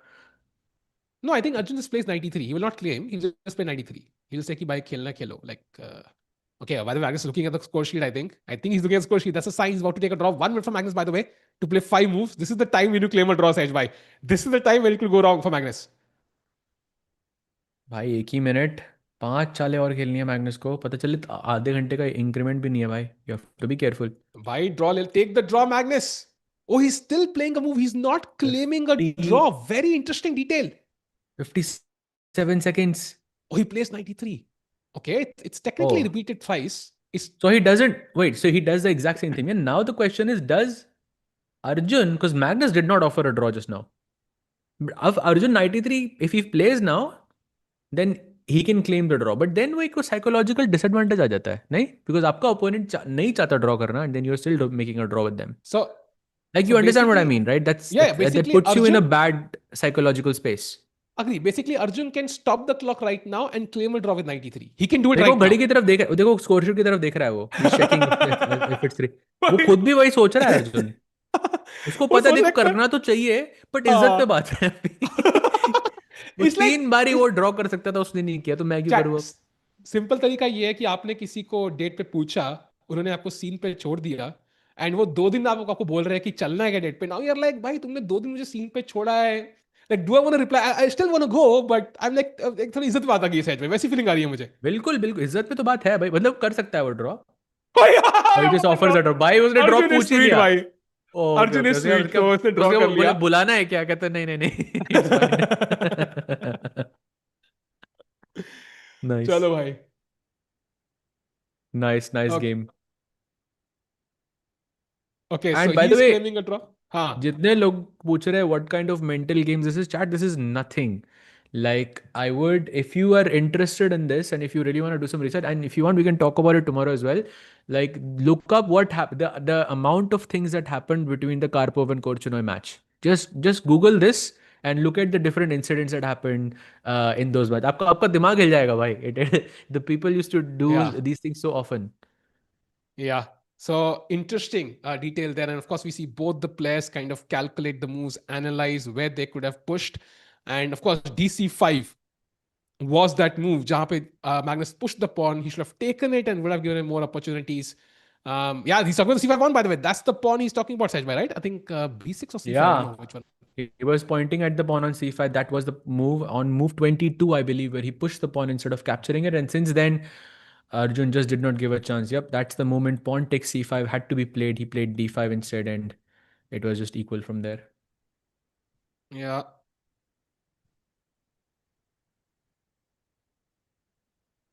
Wow, what a game. I think good start for India number 1, I would say overall. I think he remains India number 1, of course, and he's very, very close to being top 10 in the world as well. Only one rating point away. And let's see what happens. I think simple point to put is Nodirbek is the guy who won today's game. And, by the way, Andy Woodward is also about to win, but Arjun drew. But who do you think is happier, Nodirbek or Arjun? Like, maybe Arjun is happier, yeah? Because you draw against Magnus. Like, that's always has some extra, impact and extra gives you confidence also. For sure. Yeah. I think, both wins are very, very important. But Piku bhai, let's be real, in दोनों में से खुश तो अभी कोई भी नहीं है. True. The game wasn't really, crazy exciting, but it was a game jahan pe Magnus did show some of the signs, some of the techniques, right? Just say he squeezes water out of a stone traditionally. But he just couldn't convert it. I think he had that opportunity, and maybe a Magnus who had more practice in classical chess would have played DC5. But Yeah. he took a decision based on intuition, and it wasn't the correct one. And they're still analyzing.